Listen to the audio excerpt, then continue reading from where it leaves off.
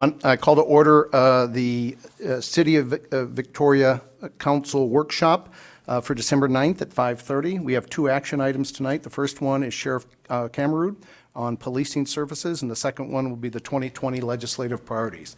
With that, Dana, any introduction, or should we just turn it over to the sheriff? You could just turn it over to the sheriff. Sheriff, stage is yours. Mr. Mayor, members of the council, I appreciate the opportunity to come in and visit with you tonight a little bit.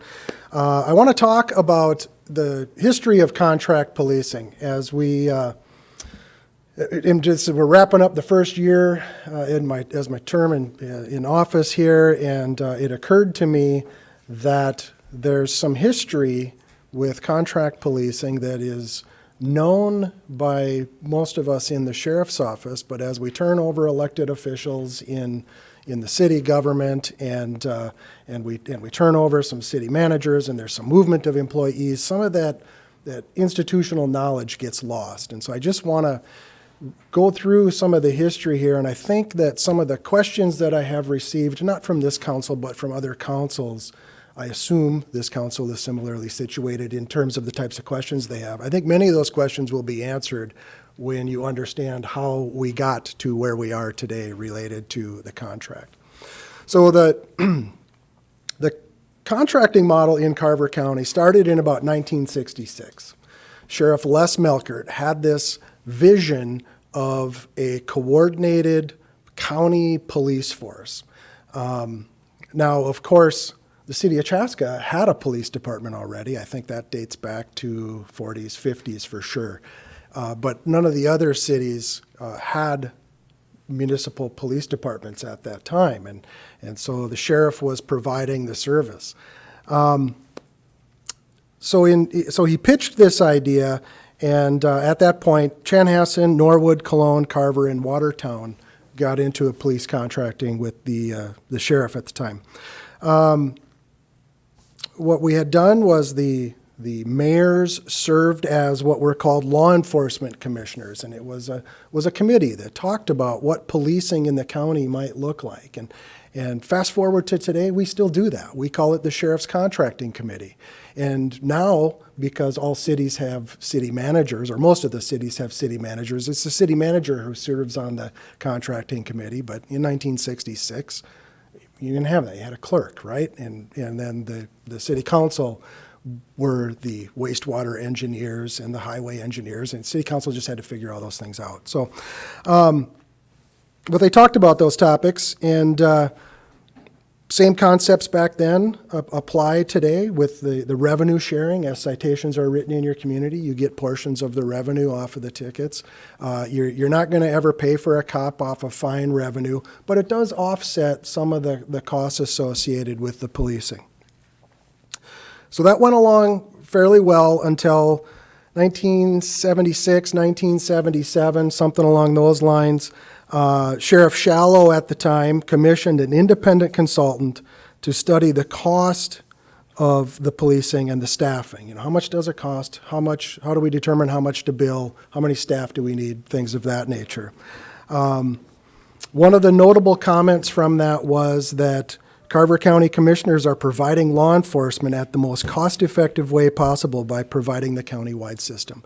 And I think that holds true today. If you encounter a sheriff's deputy anywhere, if it's in Victoria or in Norwood or Hamburg, you will have roughly the same policing experience. I think if you were to compare that to Hennepin County, where every municipality has a police department, you might have a different experience in Richfield versus Eden Prairie or Rogers or some of these other cities. So I think there's some benefit to having roughly the same experience throughout the county. One of the glitches, though, in that was the actual costs of providing that police service were more than double the contracted rate. The numbers are not exact that I'm describing, but the proportions are going to be close. I think it was about $2.50 an hour is what the county was charging, and it was over $6 an hour is what it actually cost us to provide that service. Now, in the mid-'70s, of county revenues, 40% were provided by the city of Chaska alone. And so from 66 to 76, the county had been raising the countywide tax rate, right, on people in Chaska as well. 40% of the revenues are going to the county. We're not capturing all the policing. And so Chaska sued the county and said, you are taking Chaska tax dollars and subsidizing policing in the municipalities, in these other cities on the contracts. And so how that resolved was we settled out of court, and the county agreed to capture actual costs for policing. And they built a mechanism to how they were going to get there, and the city of Chaska worked to develop the cost accounting formula, right? Fast forward to the mid-1980s, Sheriff Jack Hendrickson, county commissioners request an audit from State Auditor Arnie Carlson at the time, asked him to come in and look at this because the same thing was happening. The county was not charging actual costs, and Chaska, again, is suing the county because they're subsidizing policing in these other municipalities. So, Chaska, of course, wants to make sure that the costs of contracting is recaptured and not subsidized by their property taxes. Meanwhile, the other cities want to make sure that the money that they're paying to the sheriff for what today we call base level service, they're getting their base level service from the sheriff, and that they're also getting their buy-up level service, their contracted level services through the sheriff's office, right? Scope of the audit was cost allocation, base level versus contract level, and then how we track hours. That ended up in a permanent injunction on the sheriff's office that we had to provide accounting sheets to the city of Chaska monthly or quarterly or something, but we had to demonstrate, here's the amount of time we put into each of these communities, here's how much we billed, here's how much it cost us to do it, and the billing amount and the cost account had to be pretty close to being equal, right? So what the auditor recommended was that the county identify in detail the activities of the patrol division and classify each as a base level service or a contract level service. Now think about what that means. It can be pretty easy. The sheriff is statutorily required to provide, to keep the peace, apprehend felons, recover lost and drowned bodies, some ATV stuff outside of the city limits. But as it relates to just general policing, we focus on keeping the peace and apprehending felons. The sheriff is statutorily required to do that. So everything other than that, then, is a contract level, right? So the city has to, if they want it, they have to fee it, fund it, or or not have it, right? Those are the options the council gets to make. So what Arnie Carlson was recommending was take each call for service and classify it. Well, how do you know that a car in the ditch is just a car in the ditch and not some medical emergency, which the county has agreed we're going to respond to medical emergencies? You don't know that till you get there. And so there was this large pool of what we call overlapping calls where you don't know what they are till you get there. And that's part of the reason we really couldn't get this thing sorted out with the base level versus the contract level and all of that. So the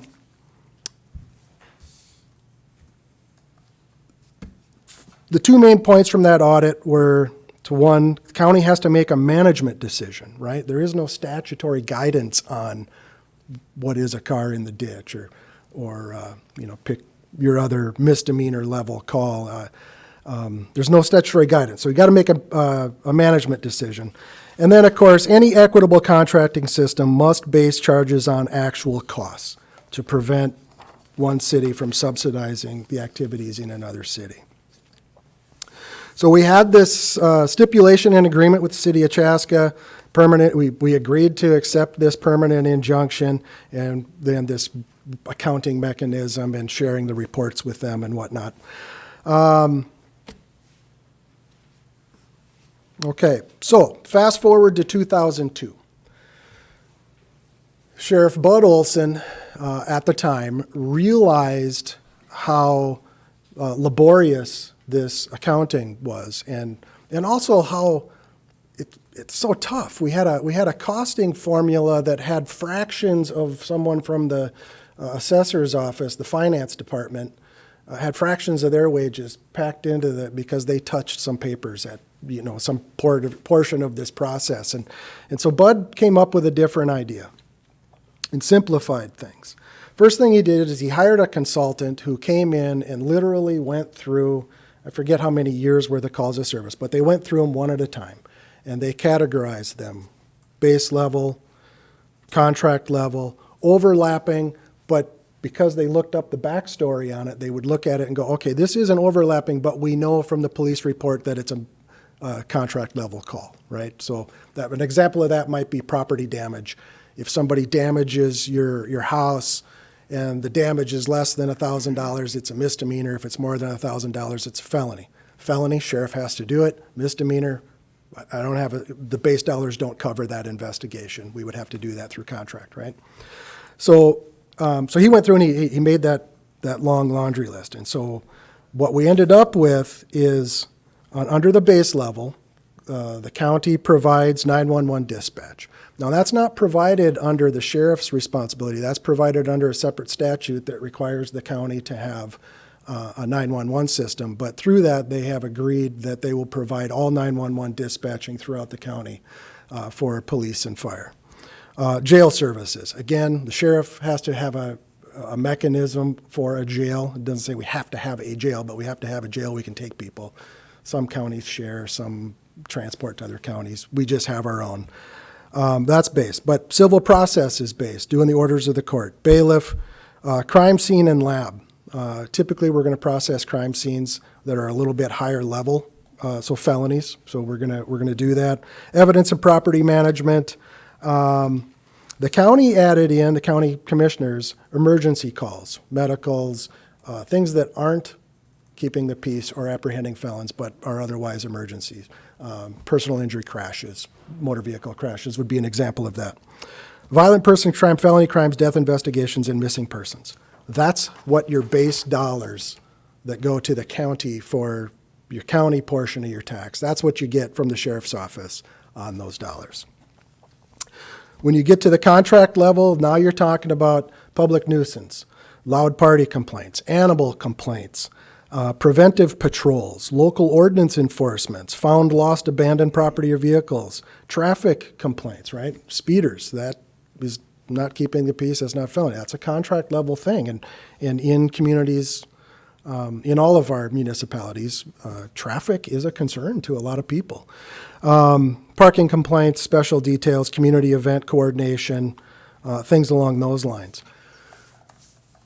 Then when we start talking about overlapping, I hit on a couple of these, but I'll give you a couple more examples. Alarms.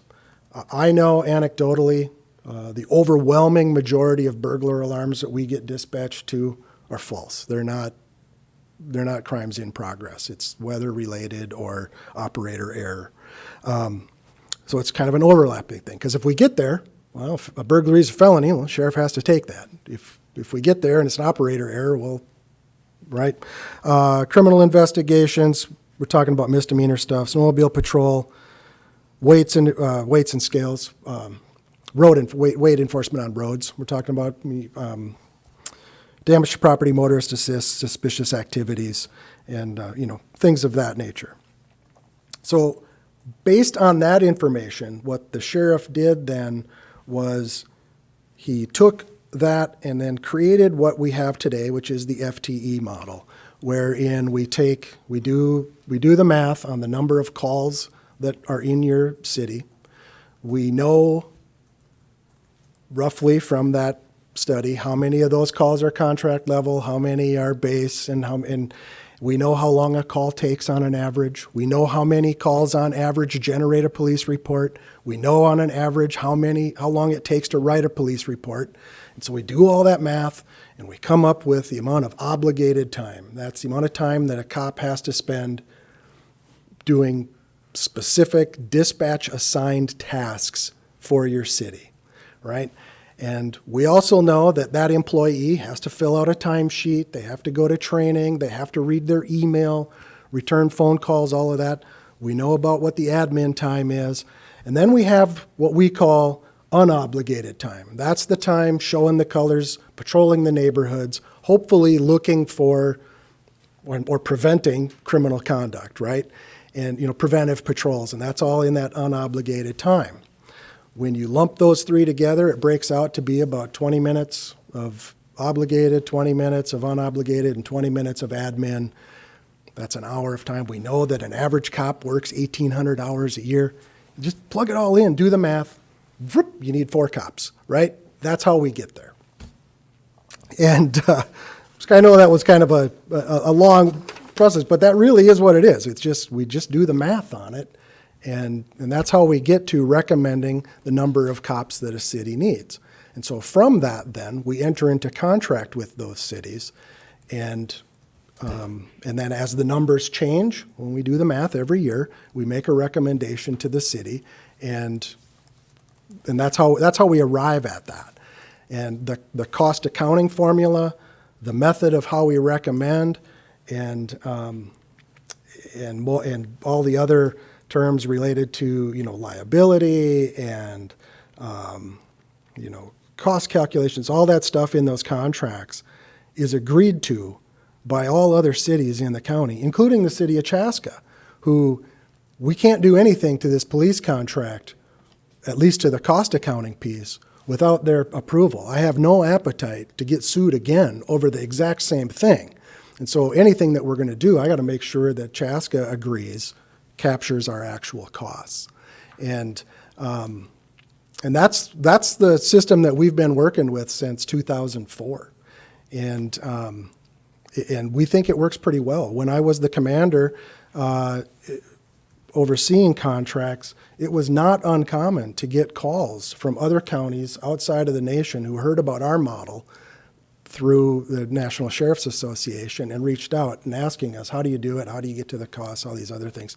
They don't have the same litigation history that we do, but the point being, I think other people are looking at it and say, Carver County's doing it right. And so they want to come and see how we're doing it. So just to close that out then, in 2010, we stopped providing contract level services in non-contract areas. So it's all townships right now, right? So if you are a township and you have cattle on a local street, our dispatcher, if you call them, they will say, call your township supervisor. If your neighbor's dog is barking, call your township supervisor. We can't enforce it. That is a contract level thing, and we can't provide contract level policing in non-contract areas. So with that, I would stand for some questions if you had any. First off, thank you for coming in. In the 3 years since I've been mayor, I've never heard a single complaint about the services that you provide to our residents, and so I'd like to thank you publicly. You guys do a great job. So specifically to what you talked about, I'd never heard that history before, so I found it rather educational, if you will, as far as the whole process and some of the history of how we got to where we were how we got to this point.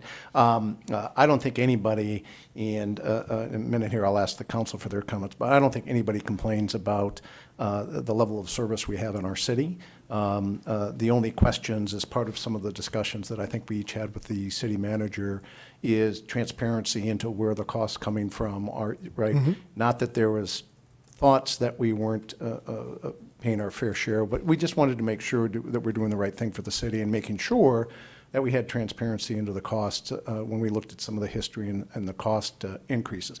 Now, not saying those cost increases weren't justified, it's just we wanted visibility into it. So sure. I found that very, very helpful, and I appreciate your willingness to come in and share that with that. And with that, council, comments, questions? I have a couple. Sure. Go ahead. What you described is the basic situation. What I believe happens is we have people assigned to Victoria that will get called out of Victoria periodically. on a regular basis, depending on emergencies and so on. I'm not sure what your protocols are.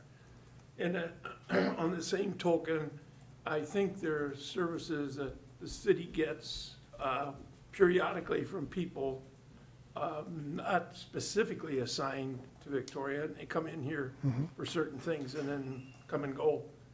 So how does that work in terms of equalizing that and making sure we're getting properly charged for when our people the people assigned here have to leave, and when other people are supposed to be reporting here periodically? How is that all controlled, and is there transparency to that?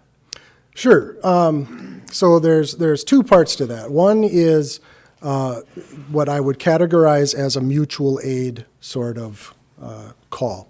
And that should not be a foreign term to you. Your fire department will go to help various communities with fires on a mutual aid sort of thing, right? And the law enforcement is no different than that. If there's an incident in Chanhassen, or a crash, 5 in Minnewaska, and the Victoria car is close, they may very well go and assist on that crash, which that's what would happen if you had your own police department as well, right? They would do these sorts of things. And then what happens is sometimes you're absolutely correct that sometimes you will see a deputy who is not assigned to Victoria pick up calls here because it's generally we don't want to let calls pend too terribly long.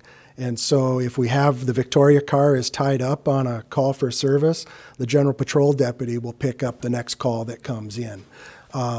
We have access to that data, but it really doesn't impact the staffing decisions because we do the workload analysis based on the city of Victoria. And so we can call up all calls for service, and we know how many calls the sheriff's office went to in the city.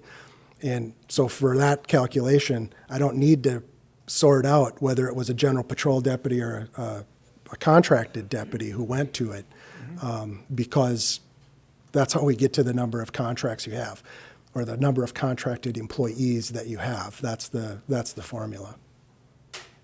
And Victoria has 4, correct? That's correct, yes. We have 4? Yes, you have a corporal and 3 deputies is what's on the, So we have 2 on at all times? no, you would have 1 scheduled 24 hours a day. You might not have a deputy working 24 hours a day. So they work a 12-hour schedule, and so they work 4 days on, 3 days off, and then 3 days on and 4 days off the next week, right? And so they each do that. So 2 people cover the day shift, 2 people cover the night shift. Okay, and when was the last time we increased that amount? I think you increased in 2017. We went, I think that's when you went to I think that's 24-hour scheduled coverage. we have, in essence, one officer in Victoria, 24 hours a day, 7 days a week, 365 days a year. Scheduled, And yes. how do we decide when we need more than that? I mean, we're at 10,000 people now. We do that based on the workload analysis. So we will look at this summer, we will look at all of the previous year's data, and we'll plug it in, and we'll say, okay, you had X number of calls for service. Again, I know how long a call takes on average. I know how many generate reports, and that calculates that obligated time, and we just plug those numbers in, and that'll get to the FTE count that we need. The real challenge for cities is when you're in between whole numbers of FTEs, because I don't have a partial FTE. So typically what we recommend is if the workload analysis comes back and says you need 4.2, okay, well, I don't have a 0.2 person. I can't provide that. Right. So what we do in that scenario is we artificially create that through overtime or through some other scheduling. Maybe we partner with a neighboring community. I mean, we've done some of those kinds of things to artificially create it. And once you get past the 0.5, so let's say we come back in 2021 and you need 4.6. Well, then we'll recommend just buy up to the 5, and you'll be a little bit, because that's what you would do if you had your own police department. That's what you would do. You would do a workload analysis and say, well, we need 4.6 cops. We got 4. What do? You hire one. And so that's how we get there. Does that make sense? Okay. Any, yep. I do have a quick question. How do you determine, do you have community service officers We do. and armed deputies? And how do you determine how many hours each of those spends in the city of Victoria? So, well, the licensed deputies is through the workload analysis, and on the CSO, it's kind of a hybrid sort of thing.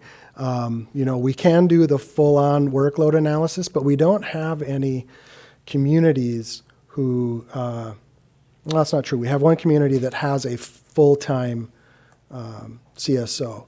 But on the others, we come to numbers with recommendations, but it's the same thing. Like I've done some analysis for this city, and I know that it's about 100 hours of time on call, right? I know, though, with that employee, he had to read emails, he had to do the admin time.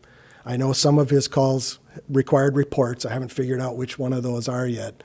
But I think the most recent contract put it at about 300. Well, on the 20 minutes of obligated, 20 minutes of admin, and 20 minutes of unobligated, that would get you to about 300.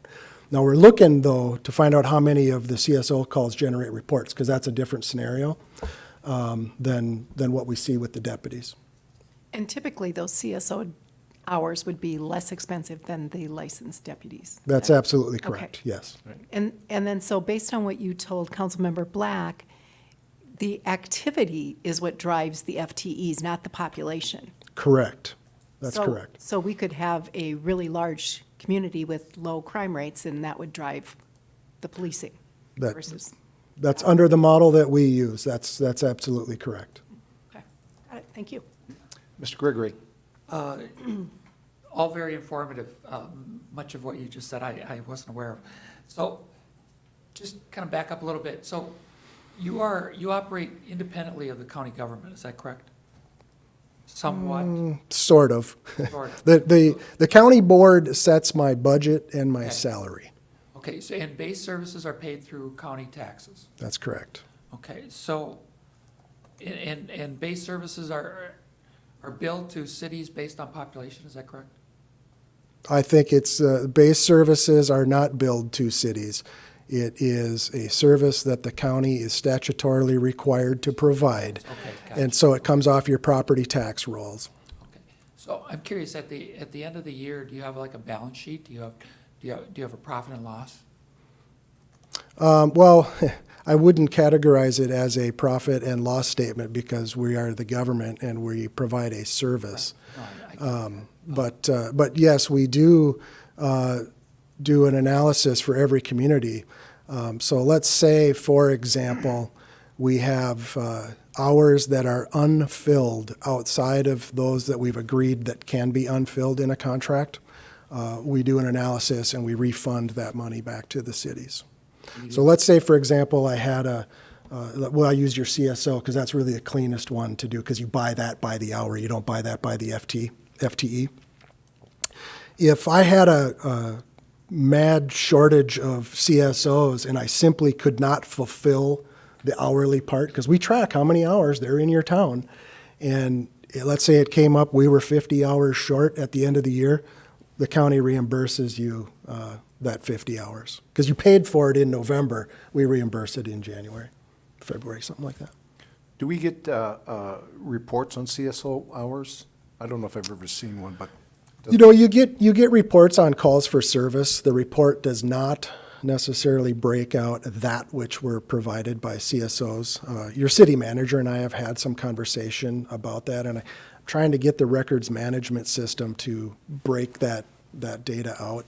And I think I can get after that pretty easily. I have a report on my desk that I think did it, but I want to double check the numbers before I share it. I think that was one of the questions, is trying to just, as part of going back to the transparency issue or question, if you will, is if we're getting billed for X number of hours, the ability to say, yep, that's how many hours we got. So, and they take a lot of the more mundane tasks, I guess, less like maybe traffic control at an accident or something. They don't do investigations where a sworn deputy would go and do that, correct? But for dog bites. They will investigate dog bite complaints, but they handle your lower level enforcement sorts of things. So they'll take care of parking enforcement. They will do barking dogs, loose and stray dogs, those lower tier, they'll sit on toes. If an officer makes a DUI arrest, for example, the CSO will sit on the toe while the officer can take the driver to jail, rather than have another deputy sit on the toe and clog up that resource. Got it. Thank you. Counsel, any other questions, comments? Thank you very much. Appreciate thank you you. coming in and appreciate the education as part of the process. So do you want to introduce your operations officer? or- Well, I came in? brought my chief deputy, Pat Barry, with me, because sometimes people like to ask a lot of really detailed questions about a call for service that I probably won't have, but he's pretty plugged in on those things. So I appreciate that, we didn't have to call on him, though. All right, well, appreciate you coming also. Thank you. Thank you very much. All right, you. thanks, Sheriff. Next up, we have legislative priorities, or item 2.2. Dana, if you will. Thank you, Mayor, members of the council. So tonight, we're going to be talking about our 2020 legislative policies, and this is our first attempt at doing a formal legislative platform. So this evening, we're going to walk through process and what that means. So I know we've all had those conversations in our one-on-one meetings, but what we'll want to do is make sure that our residents who are here and watching us at home understand the process that we're going through. Tonight, what we normally don't do, but I'm going to read some of the legislative platform just because it's easier for you all to react to some draft language than it is for the five of you to try to write a position statement. So these position statements, there are three, we'll go over them shortly, were written in collaboration with the department directors, so staff here, and it's our attempt based on the knowledge that we have, the experience in our policy committees and the different associations that we're plugged in on, what we anticipate might be hot topics or topics of discussion during the legislative session, although we never know until we get there. So our first attempt here was to try to have these positions be rather broad to give us the flexibility to respond during the legislative session. But if there's anything that gives you heartburn, you don't like, you want to emphasize differently, we're happy to make those changes. So this is by no means set in stone. It's really open for discussion this evening. So we hope to feel free to interrupt and have kind of a fun conversation around this. So try to see if I can advance this. All right. So as we see here, the purpose of this, which I somewhat covered, is to allow us to promote our core legislative principles, and that gives us the opportunity to advocate at the regional level, the state level, and then some of these things are broad enough to cover federal legislation like the FCC and some of the 5G things where you see with cable franchising and with use of rights of way. So that would even give us the flexibility to respond to any federal legislation. And then, of course, recognizing the importance in promoting our priorities and our legislative initiatives, the platform is developed to be consistent with our strategic priorities, and you'll see these are very broad again. So we're really focusing on our commitment to efficient and effective delivery of services, make sure we're doing that with fiduciary responsibility, and that it are things that support community engagement, community initiatives, and things like economic development. So since this is our first time going through, if you have any questions about process or how we envision this working, please let me know. So like I said earlier, we have 3 positions, so we're going to start small. We can always grow this in the future or grow it this evening if you wish. But the first position for consideration is local control. I'm just going to read the first paragraph. This is our longest position, and I've got the specifics identified here, but there's an introductory paragraph that states local elected officials are held accountable for their decisions through local elections and have effective processes for hearing and addressing concerns of affected residents and businesses. Local elected officials are able to best respond to the needs of its residents and businesses. As such, cities have sufficient authority and flexibility to meet the challenges of their communities and must have sufficient revenues and revenue sources available to, I have a typo in here, to allow addressing local needs and provide adequate services. So that kind of sets up what we will specifically support in this position and what we will specifically oppose. And as we would support current laws that provide for municipal franchise fee authority, we support legislation that gives cities greater authority and discretion as to what is allowed in our rights of way, in our own community, and the fees that are charged for the use of the right of way. We support sufficient funding to cover the costs for state mandates and the ability for cities to impose infrastructure fees so growth pays for growth. And if you're curious about this one, this does relate back to the recent Woodbury case. And I will go into the opposition. The City of Victoria opposes legislation that erodes the fundamental principle of local control in cities, legislation that creates mandates that add to local costs without a corresponding funding mechanism. The city would oppose legislation that limits or takes away local authority to manage public safety requirements and charge fees for use in the public rights-of-way, and legislation that reduces or eliminates our authority in the areas of local zoning, land use, comprehensive planning, utility, and transportation planning. We would oppose legislation that erodes the ability to cover the costs for growth and the corresponding needs for public infrastructure, and restrictions on local government budgets, such as levy limits and reverse referenda. So I'll just pause here to see if there are any reactions or questions. I have a question. So there's a lot of things that say we want to make sure that we cover our costs for development. So the City of Victoria is a rapidly developing community, and we want to make sure that we cover our costs. Is there anything in statute or law that says this is what's reasonable to capture around your costs, or do you have to have some kind of proof that the costs that you're covering are actual? Talk about that a little bit.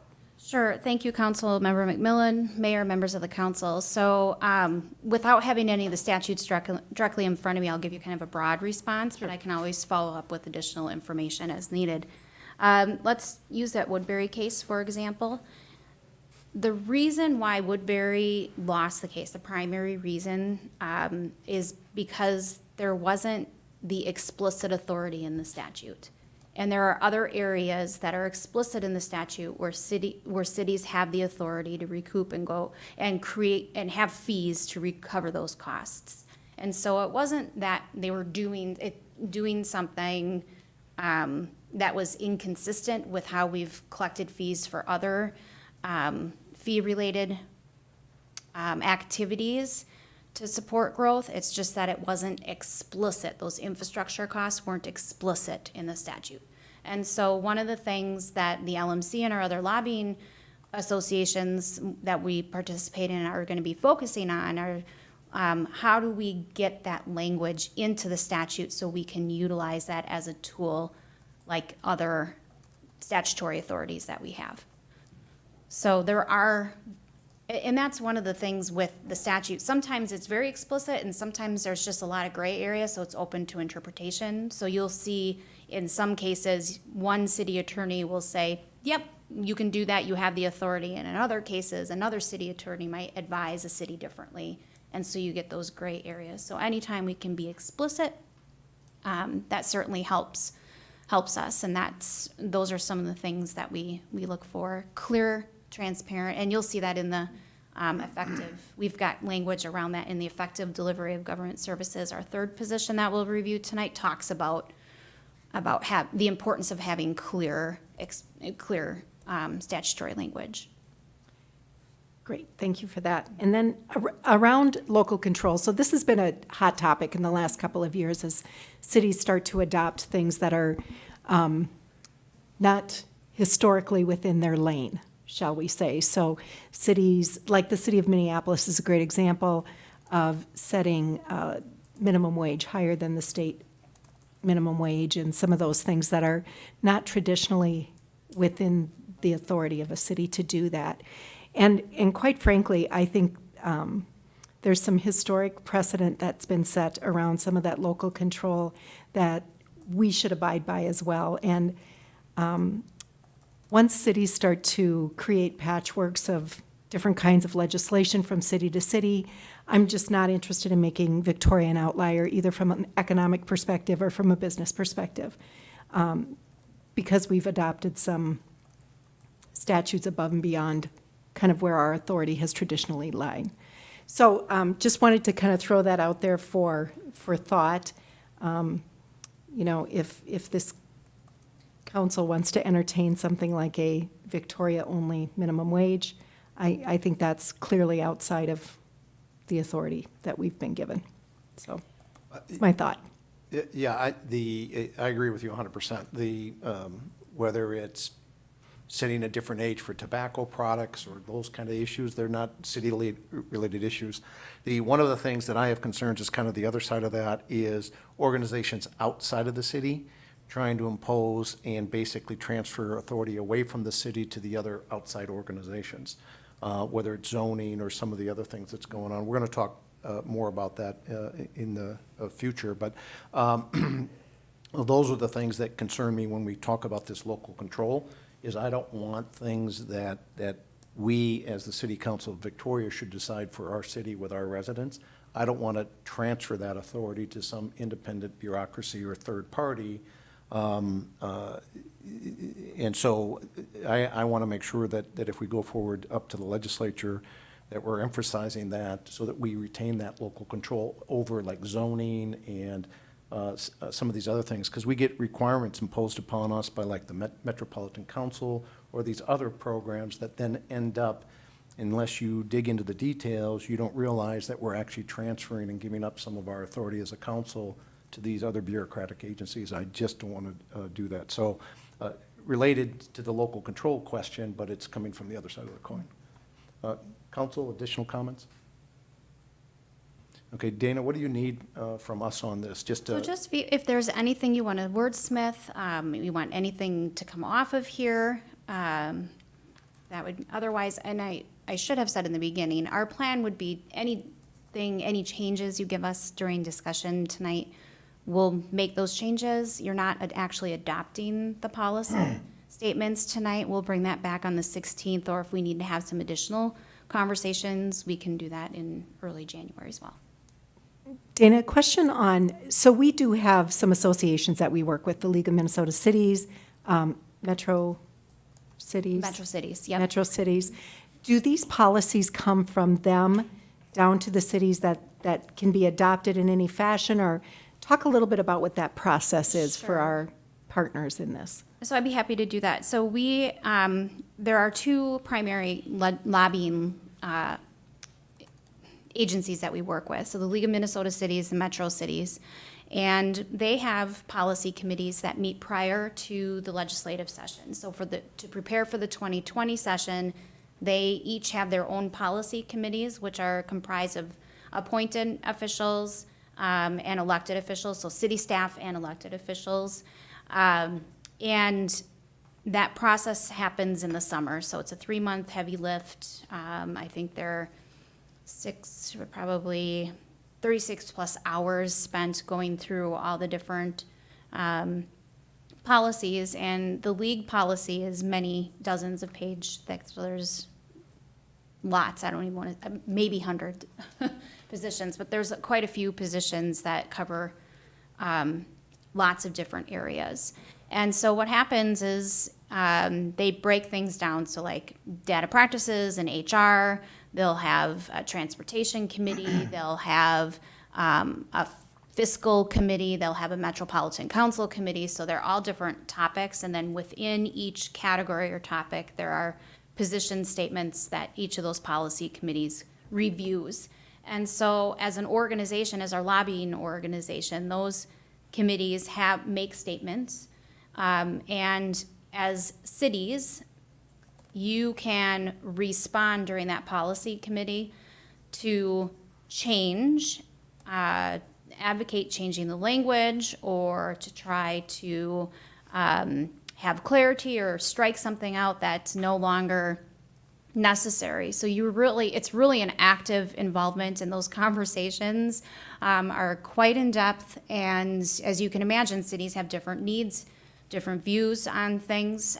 You've got little cities, you've got big cities represented. The metro cities is just the metro cities, and then LMC has even the outstate cities. So trying to balance all those needs, you get lots of different perspectives in there. And at the end, the policy committees adopt their committee statements. It goes to a policy or the executive board to adopt, and that once that's adopted by their executive boards, that's what our lobbyists use to go out and lobby for those or advocate for those positions. Now, there are times where cities don't necessarily agree with a change or how a position statement is written, and they will vote against a position or will abstain from voting. And so that's why we're active in those policy committees, and for us to feel comfortable in voting, because it's not an individual vote, we're representing the city when we're there, to have a platform for us so we can say, you know what, this is what the city opposes, we're representing our city, or this is what we support. If we know we're all in agreement, then we're advocating for what we all agree works for the city of Victoria and its residents. What's magic? So based on the hundreds of possible policy positions from our partners, our lobbying partners, what's magic about the three that were selected here? So for these three, we thought these are easy ones. So local control, for example, there's lots of bills every session that try to preempt local control. And strong lobbyist organizations, we cities are a strong lobbying have a strong lobbying presence at the Capitol every year, but so do some of the businesses and some of the other associations. So we want to make sure that we're advocating for changes, as you can imagine. Let's use the 5G stuff and putting in the small cell, for example, or the building permit revenue to limit those costs, or to have. There was a bill last year that was to really significantly limit the costs and tie the hands of local authorities, that we all had to come up with one cost that was very restricted and would not cover our costs, was one of the bills. Another example is for years, a representative has been introducing a bill, and it's gone through committee several times on taking away cities' authority for cable franchise fees. And it wasn't so much the cable franchise fees as his concern. The bill author's concern is about needing a process, or having a desire to have a process for more transparency around franchise fee. But the way that the bill has been written is to not allow cities to have that authority. And so the cities historically have had positions saying that's our decision as elected officials to make, because we know what our city needs. A lot of cities try to diversify or want to diversify the revenue sources, and we in Victoria have done a great job in being transparent about where we've adopted a policy that says how that money is going to be spent. And so that addresses some of the concerns that this particular representative has brought up. But that's one example on how bills come up during the legislative session where local control, there's preemption of local control. So, long-winded answer, but hopefully that helps a little bit. Okay. Council, any objections to this, local control? No. No, but I have a question though. So this in its finished form would give you, strategic guidance when you leave this building and you attend these activities. also gives us guidance as council members when we leave this building, because this is what the city has agreed. And so are you gonna publish this, send it to, our legislatures? Yes, and I was gonna cover that at the end, but Lobbyists. I can, Councilmember Vogt, sorry for interrupting. Yeah. I can cover that now. Basically, once you adopt your policy, so if we bring this back, you adopt it, at that point, what we'll be doing is sending an invitation out to our legislative delegation, our state legislative delegation, and asking them to attend a discussion. It gives us an opportunity to share this information with them face-to-face, tell them what's important to us, and then have an opportunity to hear what's important to them, the types of bills they're thinking about signing on to or carrying during the legislative session. So they can hear kind of your gut reaction to some of those. And but you're absolutely correct. And we would share this with with Metro Cities, we would share this with LMC, and then this would be used as a guide. So for example, during the legislative session, it's not unusual for us to get a number of emails and letters directly from representatives or senators or from other associations that we belong to, because a bill has come up that may not benefit the city. And so do we want to sign a letter of support or a letter of opposition to a bill? And so, as you know, during legislative session, things move very quickly, time is of the essence, and so having this platform allows us to respond. We can say, oh yes, this is consistent with our adopted policy, we can sign a letter of support for this. Or it would give you an opportunity as council members, as mayor, and as staff, for us to provide testimony on things that are, that we deem very important to us. Okay, you said there were 3 items? Yep. The, Correct. That we're was running our short on longest time, one. so. Yep, that was our longest one. So the second position for consideration is LGA. Now, I mentioned we've got 3 positions, 2 of them were broad. This one is the specific one. So if you do not want to have a specific position statement, what we could do is LGA, which is local government aid, we could certainly have that fit into our first position. I'll go back and do that. So I'll quickly read through this one. It's a short position. The LGA program helps cities remain affordable places to live and work while meeting the needs of residents and businesses. The City of Victoria currently does not receive any LGA and advocates for formula-based allocations that make LGA funding available to all metropolitan cities. We oppose LGA appropriation freezes and reductions to balance the state budget deficits or to influence activities and policy decisions at the local level. And so, as you know, we do not receive LGA. It would be nice if we could. However, if you wanted to not have a specific position statement and just stay broad this year, it would fall conceivably under greater access to stable and reliable tax government aids and dedicated funding. So you don't have to go specific if you don't want. Council, is it specific? Yes, no, Specific.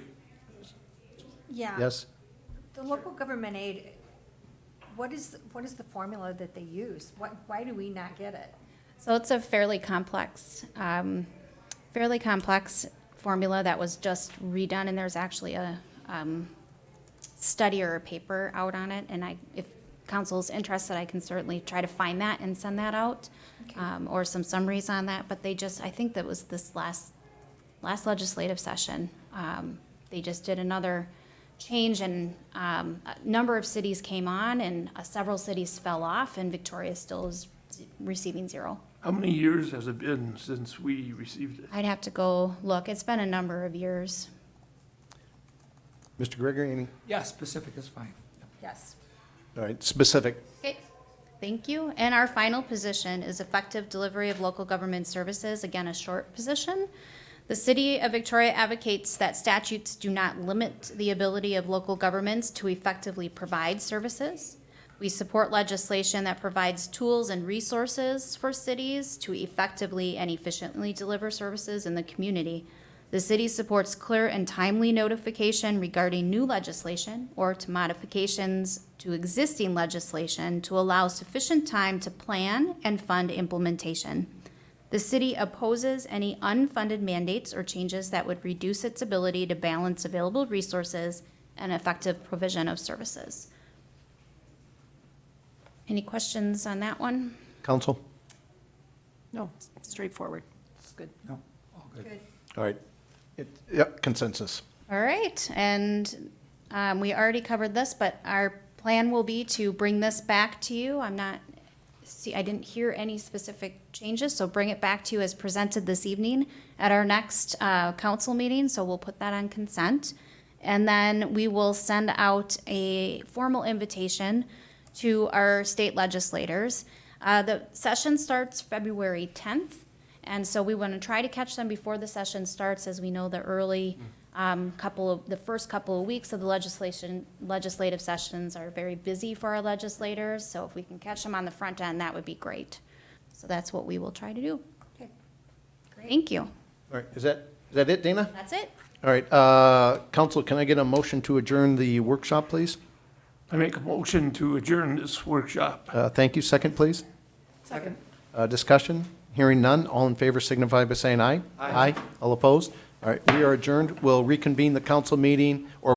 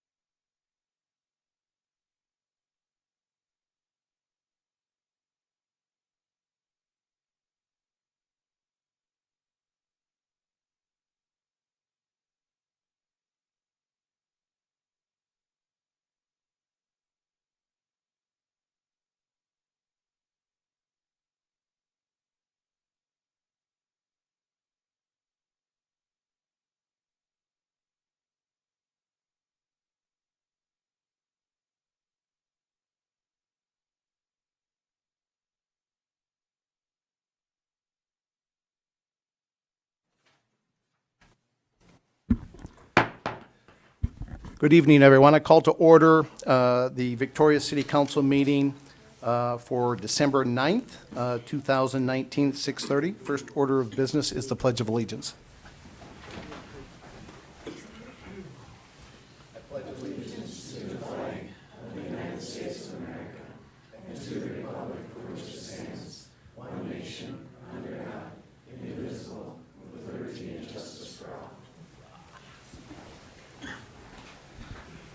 Okay, tonight we have some announcements briefly.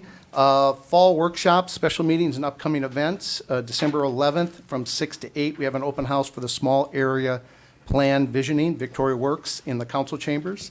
December 16th, a week from tonight, we have a special meeting of the council for the 2020 budget. December 17th, there's an open house for the Arboretum Area Transportation Plan at the Arboretum. And then finally, December 19th at 5 to 7, open house for County Road 10 Quarter in the Chaska Community Center. And then Dana, real quick, we were having a few issues technically. I think it's fixed. But if anybody is at home trying to listen and you can't get on, there were some technical glitches with YouTube. We're section. In just a moment, we're going to be recognizing one of the firefighters who is retiring, and Chief Hegler will perform that honor. Before we jump to that, and since a number of our firefighters are in attendance this evening, we'd like to take a moment to publicly recognize and thank all of you, our volunteer firefighters, for your selfless service to our community. Keeping people and property safe is important, and that comes with sacrifice, not without sacrifice. You're the first responders and often first on the scene. You face danger and unknowns to respond to fire calls, medical calls, and accidents, and to assist with water or confined space rescues, missing persons, even hazardous spills. Sometimes the work you do is seemingly trivial, but of great importance and dangerous, like traffic control, especially at accidents with the cars. Sometimes the work you do is not always visible to the public, like helping a resident who has fallen in their home. Each of you put a tremendous amount of time and effort, not only in response to emergency and service calls, but in the training you are so prepared to respond to the many different types of emergencies and calls you receive. As firefighters and first responders, each of you render aid in so many different ways. On behalf of the City Council and with sincere gratitude, we thank each of you for your service to our fire department and to our community. Would all our firefighters please stand and be recognized?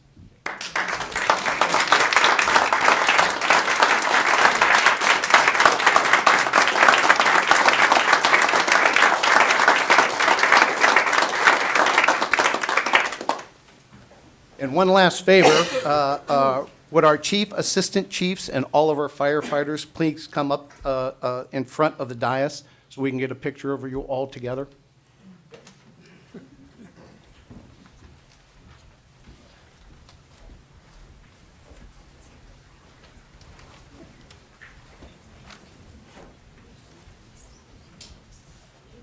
Do you want?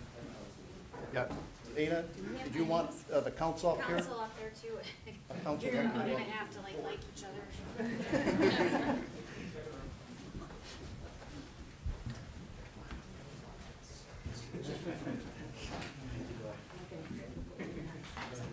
Let's keep the firefighters in the center of the council. We can be on the outside.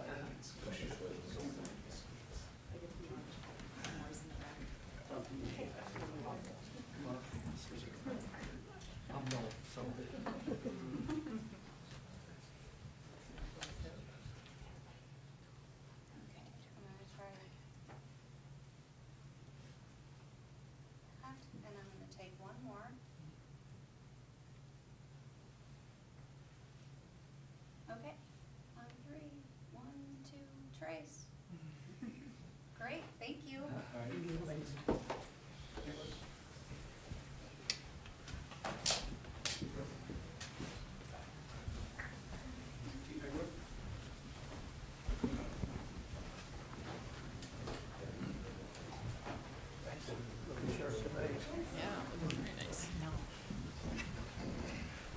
With that, we're going to turn it over to Chief Hegler. Chief, go ahead. Good evening, Mayor, Council. Thank you for the nice statement there. We truly appreciate that. So tonight's kind of a bittersweet evening for us, but we are here to recognize firefighter Russ Wall for 21 years of dedicated service to the Victoria Fire Department and the City of Victoria. So Russ joined the fire department in August of 1999 and recently retired at the end of September of this year. So his commitment throughout that time was very evident. Russ went on to serve as a fire apparatus operator and also held a position as captain within the department. So the fire apparatus operator is essentially an engineer or drives the truck and operates all the pumps and hoses and everything like that. So some specialized training that goes along with that. So throughout Russ's career of 21 years, he responded to thousands of emergency calls, making an impact and touching the lives of many people that he had never met. In addition to recognizing Russ tonight, I would also like to recognize Russ's family, who's here with us as well. As you mentioned in your statement, this is a sacrificing position, and that sacrifice is also felt amongst the family through many missed family functions and holidays and all that stuff, kind of stuff that goes along with it. So without the support of the strong family network at home, the position that Russ successfully held for 21 years is not available. So our entire group that's here tonight has significantly benefited from serving with Russ over his 21 years, not only being a great friend to us, but his experience and knowledge that he shared with us throughout those years is invaluable. So on behalf of the City of Victoria, I would like to have Russ Wall come up here and accept this plaque, recognizing his 21 years of service with the fire department. And on this plaque is Russ's helmet shield that he wore on his helmet. So congratulations. Thank you. Thank you. So.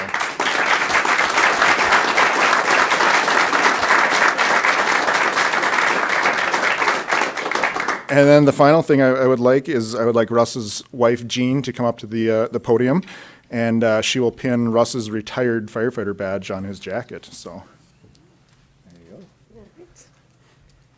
I don't stab you. Would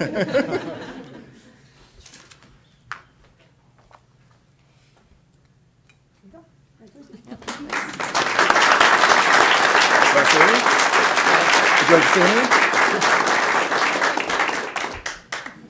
Well, I enjoyed my 21 years plus as a volunteer.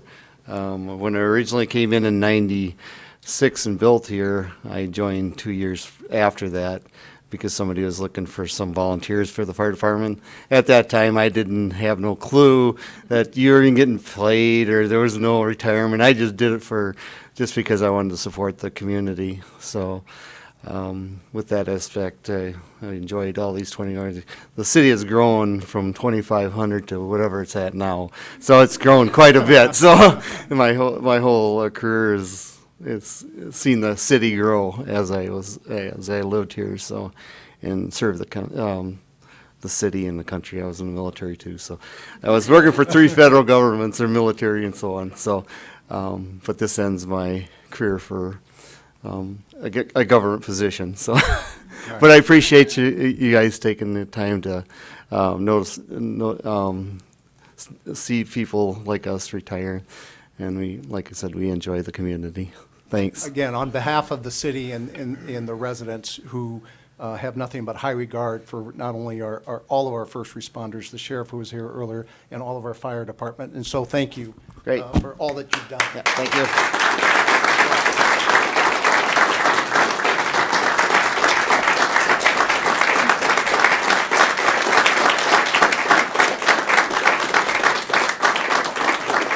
That is all I have. Thank you. All right, thank you, Chief. Appreciate it.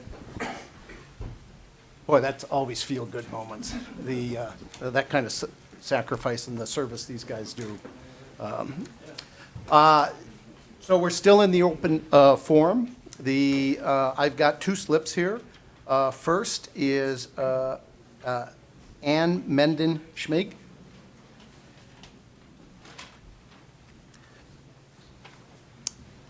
We've never seen you before, have we? Ann Schmig-Menden, can you hear me okay? Yeah. Ann Schmig-Menden, 5475 Marsh Lake Road, Schmig Hilltop Farm. Good evening, council. In anticipation of tonight's discussion regarding the county's request to preserve right-of-way along Marsh Lake Road, we emailed you this afternoon to reiterate our position in advance of tonight's meeting. We also want to share it here tonight so it goes on the public record as well. In the email, you received a copy of a letter from our attorney, Pat Neaton, which offered his assessment of the county's request and the legally compelling reasons for the city to reject it. The City of Victoria, in representing the best interest of its residents, should retain authority over Marsh Lake Road and not relinquish control to the county. There's nothing to be gained by imposing an additional layer of regulatory authority over the city's planning mechanisms. If we acquiesce to the county and adopt a county road map, the city's hands are then tied and we give up present and future planning flexibility. Why would the city want to give this up?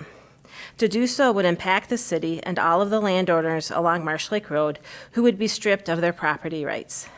As we stated before, the just and prudent move is to establish right-of-way at the time of development along these undeveloped parcels to happen in real time to appropriately reflect the property owner's interests and the city's and council's real needs at the time of development.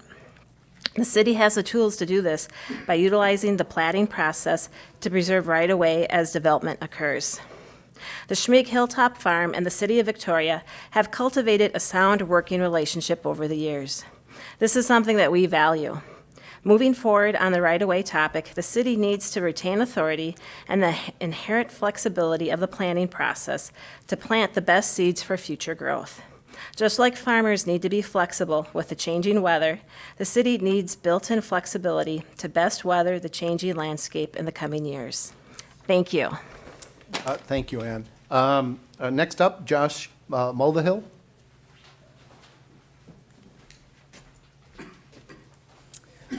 Hello again, Council. Josh Mulvihill, 5720 Marsh Lake Road.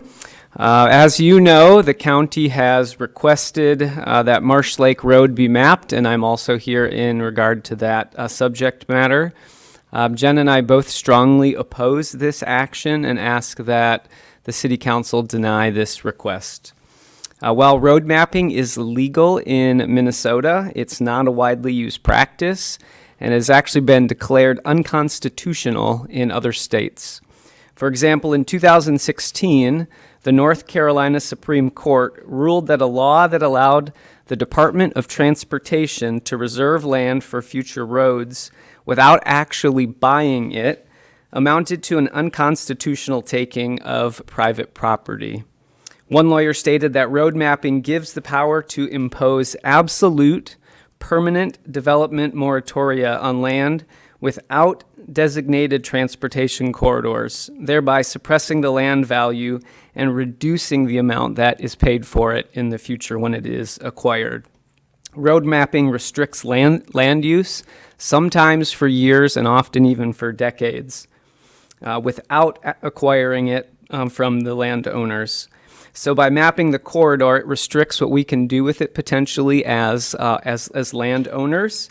Means that we may have restrictions in what can be done for improvement, for development, for subdividing, even selling property for the period that it is under that mapping. So the county is requesting what I understand as a citizen as an infringement upon our land ownership rights.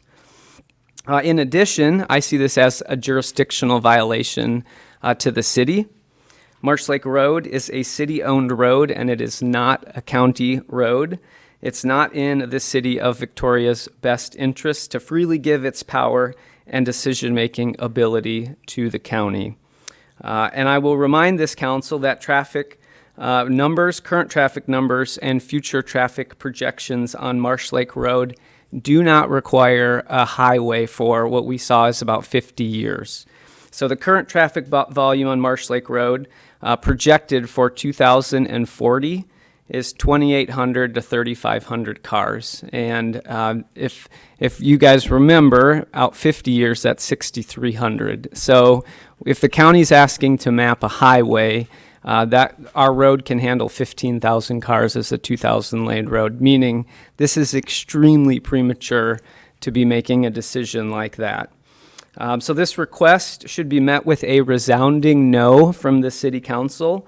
The right-of-way to expand Marsh Lake Road has already been written in the 2040 comp plan, and the prudent thing to do is to preserve that right-of-way when development happens, not through a plan like this with mapping. Thank you. Thank you. Jacob? You've never been here before either, have you? Thank you, Mr. Mayor, members of the council. Jacob Steen with Larkin Hoffman Attorneys. My address is 8910 Highview Court in Victoria, and I represent the Marsh Lake Hunt Club, and I'm here about item 7.1. In July, this council made a decision to keep Marsh Lake Road a city road, and the Hunt Club supported that decision, and we continue to support that decision. What the county is asking the city to do, however, is not only reverse that decision, but also allow the county to use city authority to do what the county cannot do. If the city and county officially map and of course, he did my job, Mr. Mulvihill. But if the city and county officially map Marshall Lake Road, they're going to permanently fix the alignment, they're going to permanently fix the width and access. And the county is very clear that any changes to that will only be approved by the county. So there's absolutely no reason to give away your authority to the county when you've already made a decision. Because what you would effectively be doing is binding future councils to make a decision that is appropriate at that time. Now, the county asserts and contends that the intent is to ensure that that right-of-way is preserved. And the city already has the tools necessary to do that. The city has put property owners on notice that this will be a future county road. And in the comp plan, it has dedicated it as such. But as staff notes, there are alternatives to this approach. And interestingly enough, those alternatives include buying the land or condemning the land. And those alternatives preserve and ensure the right of the property owner is preserved to receive compensation for that taking by the government. Now you should ask yourself, why would this alternative exist that would give us an end run around the Constitution? Well, it doesn't. Because by officially mapping, as Mr. Mulvihill stated, this would effectuate a regulatory taking. So I want to be clear and unequivocal on behalf of my client. If the city gives away its authority to the county to proceed with this, my client will bring a regulatory takings claim against the city and the county. And frankly, I don't think that should have to happen because this county has made a decision about Marshall Lake Road, has made a decision to keep Marshall Lake Road a city road. And I would encourage the council to soundly reject this request. You meant the city's made a decision to keep it a city road. I think you said the county's made a decision to keep it a city road. That's correct, thank you. Good catch. Just to be clear. Good catch. So I would encourage you to not carry the county's water into an unnecessary lawsuit. All right, Thank you. thank you. Kelly Hollis?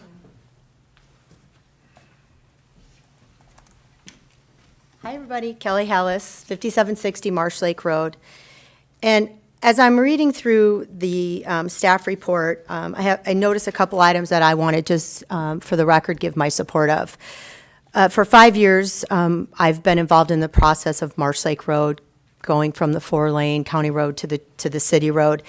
And I've seen a lot change in that 5 year. I also see where we took a comprehensive plan that was made many years ago, and we attuned it to be able to be flexible with the needs of the city today and the residents today. And the road, what we all agreed upon, is reflective of the needs today and in the immediate near future. I think that to make this decision to acquire right away is premature, and I think that we are trying today to make a decision for what Victoria is going to be like in the next 20 to 30 years. I think as a city, we owe it to our future leaders who are going to be sitting in all of your chairs in the next 15 to 20 years, who are elected by the residents of Victoria to make the decision at that time, what is best for Victoria. You are leading a legacy, and I think we need to let those future leaders decide what is best, not today because the county wants to acquire right away for something that might never happen. I notice in the report, it talks about amending the comprehensive plan. And for the record, I think that we should look at that. I support amending the comprehensive plan at the city level, at the county level, submitting to the Met Council, and keeping Marsh Lake Road the city road. And I think that would cover some of the points brought out by the county in the staff report. Thank you. Thank you. Is there anybody else that would like to address the council? Going once, twice, sold. Okay, next up, can I get a motion to adopt the final agenda, please? Make a motion to adopt the final agenda. Second, please. Second motion. Discussion? Hearing none. All in favor signify by saying aye. Aye. All opposed? Motion carries unanimously. Consent agenda. Can I get a motion to approve the consent agenda, please? I make a motion to approve the consent agenda. Second, please. Second? Discussion?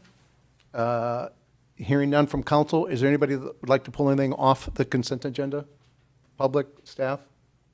Hearing none. All in favor signify by saying aye. Aye. All opposed? Motion carries unanimously.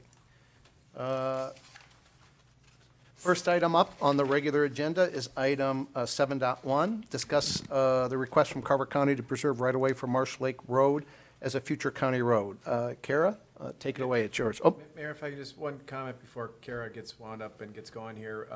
So in light of the comment from Councilor Steen that if you elect to officially map, you'll get sued, that would be a basis to close the meeting to discuss that issue. I guess I think most of my legal input on that is reflected in Kara's report and the conversations I've had with staff. So I'm not suggesting that you need to do that. That's your decision to make, not mine, of course, whether you want to go into closed session. But given that you've been threatened with litigation, that would be a basis to close the meeting. so Kara, before we proceed, let me open that up to the council. Council, is there a request to have a short closed session on that particular topic? I don't think we need to. Judy? I'm okay. Mr. Vogt? Is it, how real is the threat? I mean, if, are we certainly gonna get sued if we step over the line of, having the county do anything? Well, so Mayor and Council, are you going to get sued? I guess that question answer is yes, apparently, if you were to proceed with official mapping. But of course, I think you're asking what are the merits of that case, and I guess I can answer the question without sort of giving nuanced legal advice, and maybe that will help you decide if you want to try and get more nuanced legal advice out of me. The fact of the matter is that the statute in Minnesota that provides for official mapping, the thing we're going to talk about here in a second with Kara, that statute's been around in one form or another since 1965. It has not ever been ruled unconstitutional, and it has never been found to constitute a taking. So those are just facts. Those are the facts. It's been around for a long, long time, and no one has challenged the statute as being unconstitutional in one, and no one has challenged the statute as working a taking if a city or a county, counties have their own authority to do this. No one has challenged and been successful in having the statute found to be a taking. I'm not sure that your conversation is going to focus on the legal merits of one side or the other, but I mean, those are the facts, and I'm not going to stray very far from those facts, so. Okay. So, hold for a second. Deb, did you want to go back for a closed session? I would like to see how the conversation develops, and then if need be, we could bring this back up, and then if necessary, go to closed session. Are you okay with that? I am. All right, so with that, thank you. Kara, go ahead and begin. Mayor, members of the City Council, I have a handful of slides to go through. There's 19 total, but those aren't all mine, so. That's good. So you have your staff report in front of you, but I did just want to provide some background context relative to the county's request. So I just have a couple of different slides that are taken from the county's transportation plan as part of their 2040 comprehensive plan.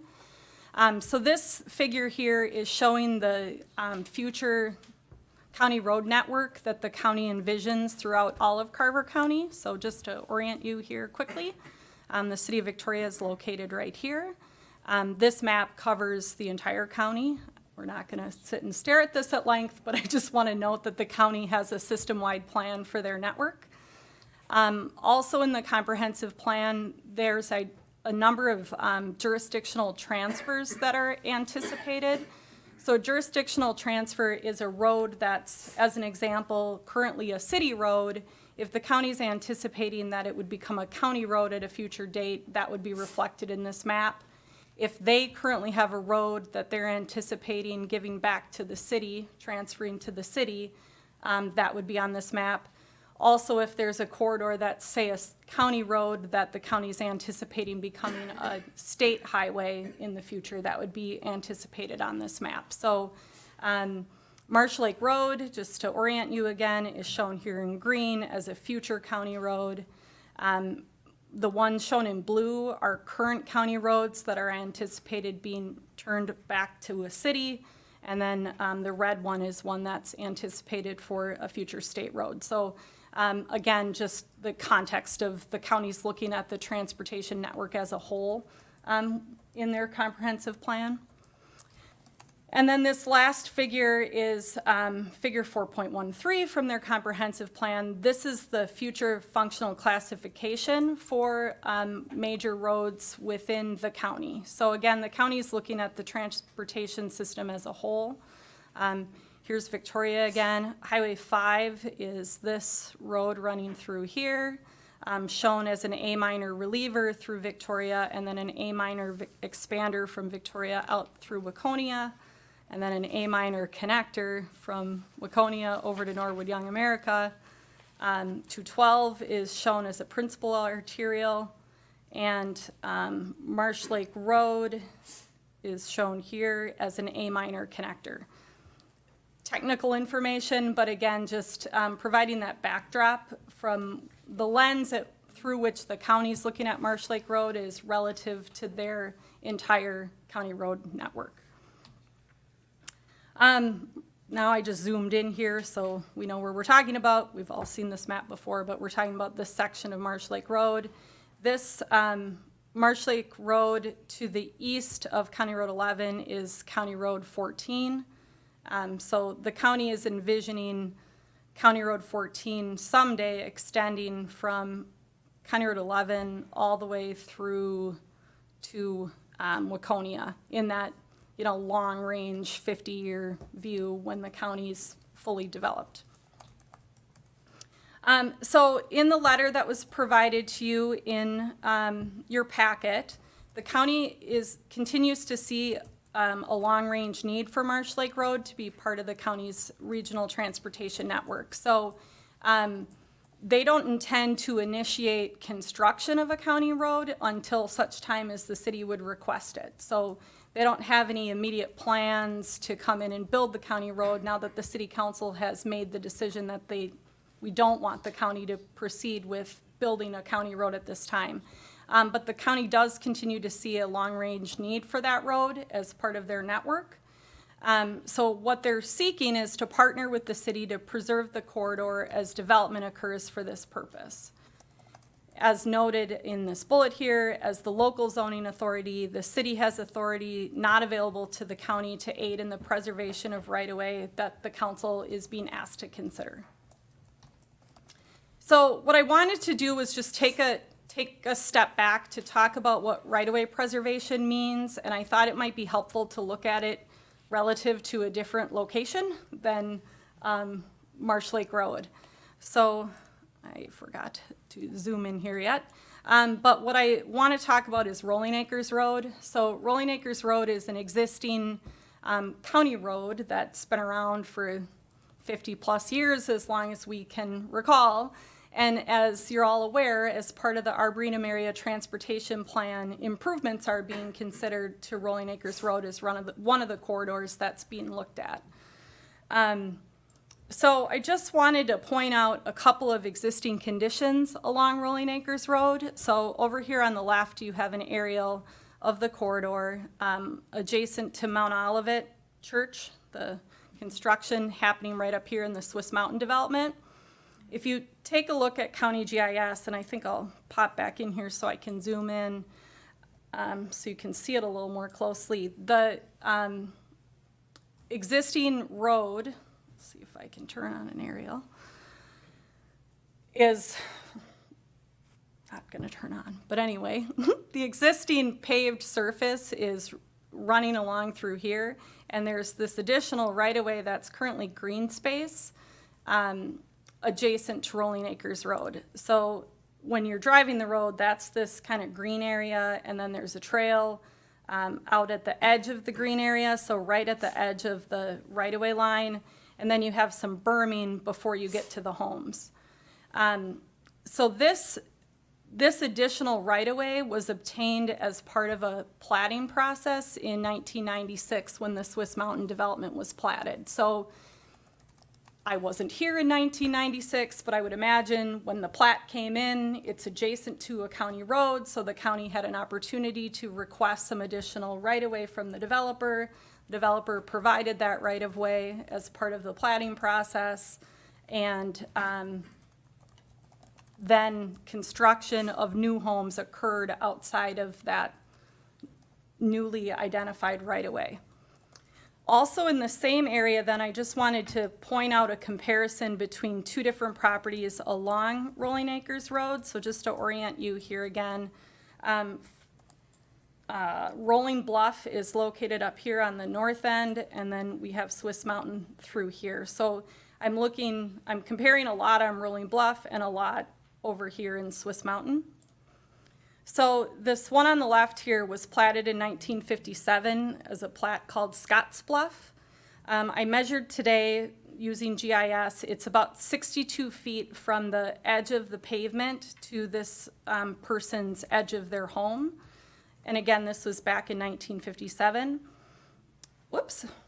As part of the Swiss Mountain plat, additional right-of-way was dedicated along Rolling Acres Road in anticipation that it would be widened at some point. So the home is about 89 feet from the edge. So as we look in these two areas at expanding, as we all know that Rolling Acres Road has some deficiencies. We're missing turn lanes. The county and the MnDOT process to look at Rolling Acres Road has just gotten started in terms of what those improvements need to be, but we do know that there's going to need to be some improvements. So in the case of this location, there's available right-of-way to do some of that work without, really getting this road significantly closer to these people's houses from what they experience today. You know, the berming and landscaping is in place to accommodate when that occurs. They aren't going to suddenly have a road in their backyard. Up in these other areas, you can see, it starts to get a little bit tighter. So let's say this needed to widen out another lane. If they're trying to put turn lanes in here, another 12 feet or so to add another lane, and then we're also trying to get a trail in this corridor. It can be challenging to fit that in with the property that's available here compared to here. There's 89 minus 62 more feet to work with between the two. So at the time of the Swiss Mountain plat, even though there wasn't any programmed planned improvements for Rolling Acres Road at that time, as part of the platting process, right-of-way was preserved to accommodate the need to make some modifications to the road in the future. Alternatively, I wanted to just highlight the challenges associated with acquiring right-of-way for a project if houses are already built. So this is an example that the council's familiar with, so that's why I put it in here. The council had an opportunity to weigh in on intersection improvements for the intersection of County Road 43, 11, and 18. There was a number of alternatives, if you recall, that the county and the county's consultant had been looking at for improving that intersection. But one of them was a roundabout, and I think going into the study, there had, at least myself personally, I had gotten a lot of requests from residents saying, it would be great to see a roundabout at that intersection for a variety of different reasons. But when they came in to drop the footprint of the roundabout, suddenly we had an entire property that was going to have to be purchased with a home, with people living in it that would need to be relocated. So, the traffic signal option ended up rising to the top of the recommended because it was the lowest cost for the improvement. So right-of-way can have, the only point in this slide is to just note that right-of-way acquisition can have a pretty significant impact on project costs well down the road when it comes time to make those decisions. And so what the county is really after is partnering with the city to see that when development occurs, that right-of-way is preserved consistent with the long-term vision for the county road, such that when they come in to build the county road, they aren't having to dislocate our residents, take their yards, and those sorts of things, which, can be pretty challenging from a cost perspective. So in your packet, I just included a map that just generally highlighted the property that's undeveloped. So the goal is for the county is that when these properties come in for development, and I will note the Lennar property right here, actually right here. So back when Lake Town 9th, 10th, or 11th. I don't remember which one came in for preliminary plat. If you recall, Lennar originally had included in their preliminary plat some work down adjacent to Marsh Lake Road. And we were all sort of struggling with what to do with it because the Marsh Lake Road project was still in flux. We weren't quite sure what was going to get built, when it was going to happen, how it was going to happen. So the council requested that Lennar not proceed with their preliminary plat adjacent to Marsh Lake Road until such time as we had Marsh Lake Road sorted out. We do know, we are anticipating that they are intending to submit what will be Lake Town 15th edition, unless they come up with a new name for it. I don't know how soon, but at some point soon. So we will have development occurring adjacent to this corridor. And then the Meat Cutters property is for sale. So we've had a couple of different developers take a look at that property. So the rest of these, what we've heard from the landowners that they don't have any intention of developing anytime soon. So really the two most pressing ones are this Lennar piece and the Meat Cutters piece. So again, the county's looking to partner with the city to see that right-of-way is preserved when those developments happen. So when Lake Town comes in and when Meat Cutters come in, that we have an agreed upon plan for how much right-of-way and where we're gonna maintain that right-of-way so that when a plat comes in, we're all on the same page for what right-of-way is gonna be set aside. The city and county attorneys have both advised that the county does not have the authority to officially map within city limits. So the county can't just go ahead and prepare an official map without the city along this corridor because it's within city limits. Secondly, because Marsh Lake Road is currently a city street, the county can request to comment on any developments along the corridor and could request that the city preserve right-of-way, but the county can't require the city to do so. So, absent an official map or a memorandum of understanding type agreement that agrees that we're gonna do this, the county can ask all they want, but the council can say, no, we don't want your county road, or we don't want to dedicate this additional right-of-way as part of the plat. The city attorney did note a couple of other options. These were outlined in your staff report. The county could directly go in and start negotiating with landowners to purchase the property.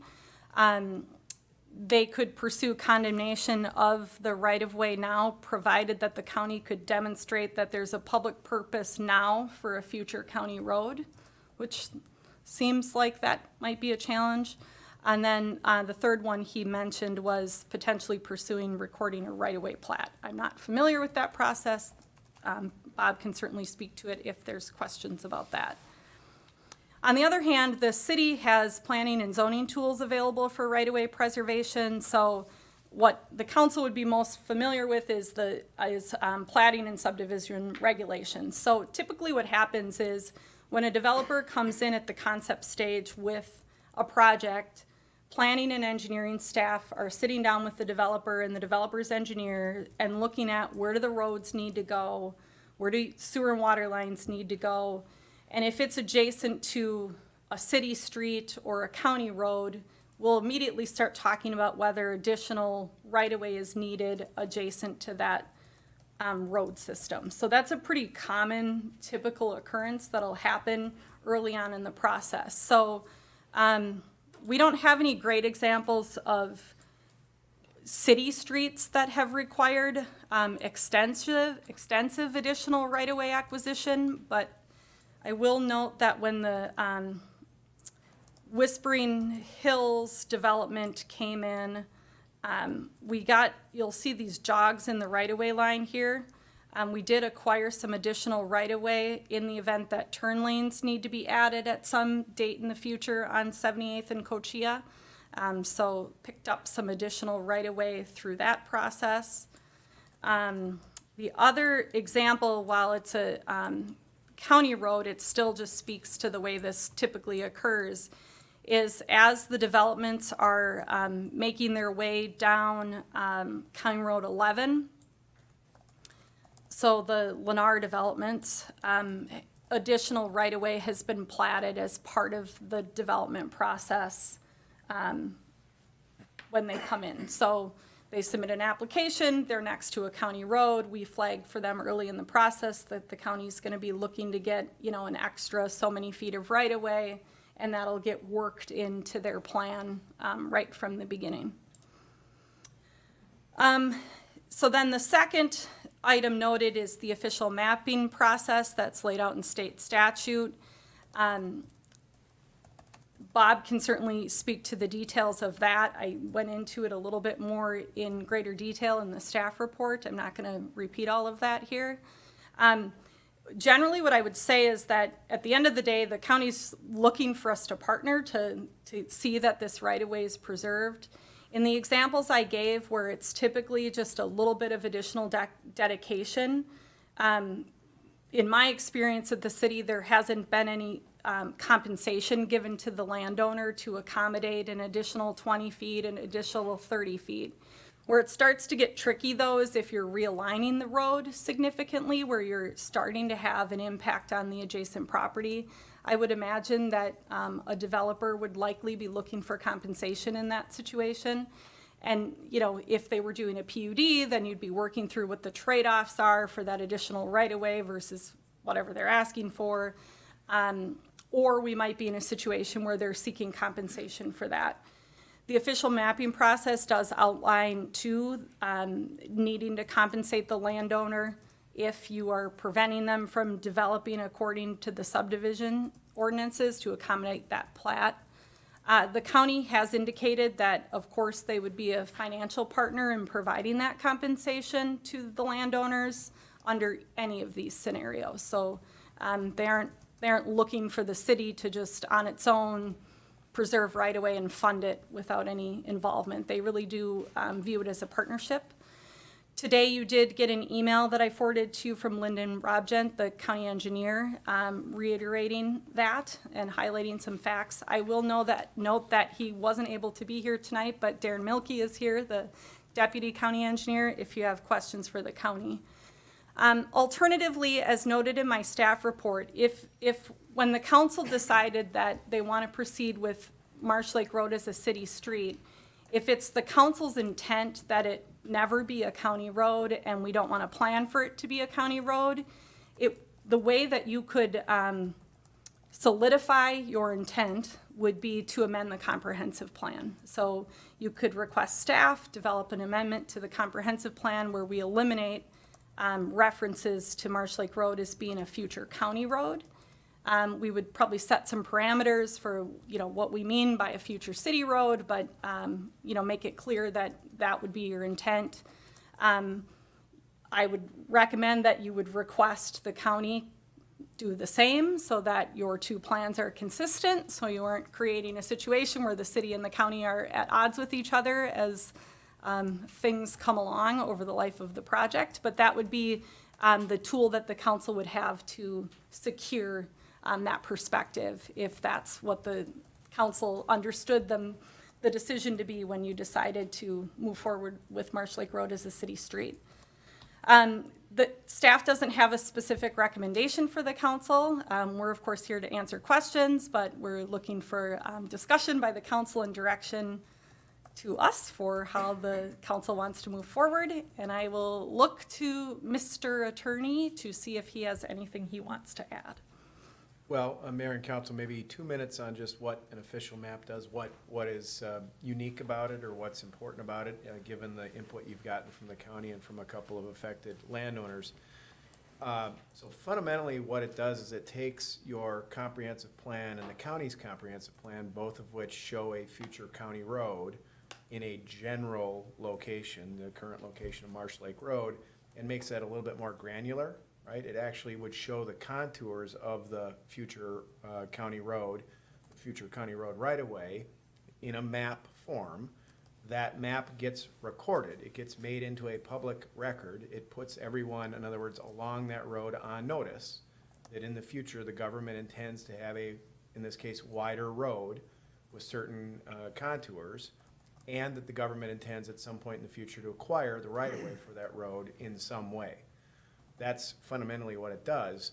That's not very controversial, I don't think, what I've said so far. What's a little bit controversial, given the input you've gotten about the way Minnesota's official mapping law works, is that the law says, if after the government has officially mapped future right-of-way, you, the abutting landowner, want to build something in that future right-of-way, you've got to get a permit to do that. And if you don't get the permit, whatever it is you build in the right-of-way, you're not going to get compensated for in the future if and when the government acquires that right-of-way. So let me say that again. You have the right to build things in that right-of-way. You just have to get a permit to do it. If you get the permit, you would be compensated for that structure or that improvement in the future if the government ever acquires that right-of-way. If you go forward without the permit, you're not going to be compensated for whatever it is you build in that right-of-way, a house or a part of a house. So that's fundamentally what it does. That is significant, obviously, because it discourages greatly folks from building things in that right-of-way in a way that just your comp plan may not do. Right? Your comp plan may continue to say into the future, this is a future county road, and that means this is probably going to be a water road in the future. Well, that doesn't say to folks exactly where that right-of-way is going to be or what the consequences are of building too close to that future road. So that fundamentally is what official mapping does, and what you've got a couple of landowners saying is, we have rights to the property today. If you impose this official map on us, you're restricting our ability to build there because you're putting us at risk if we want to build in that future right-of-way some improvement. Have there been cases on this that have gone up to the Minnesota Supreme Court where you've got an interpretation?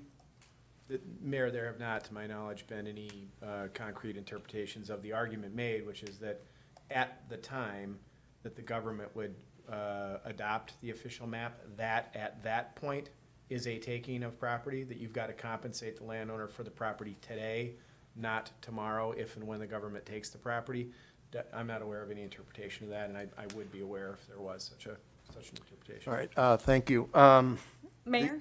Yep. Sorry, I just wanted to make it clear that if you had an opportunity to read through Lyndon's email today, he was noting that alternatively to the official map, if the city wanted to pursue entering into a memorandum of understanding that simply would document what that long-term need would be for the right-of-way, then that MOU would be used when the Lake Town development comes in, when the meat cutters development comes in. That would be another alternative that would be really within that plating and subdivision regulation bucket.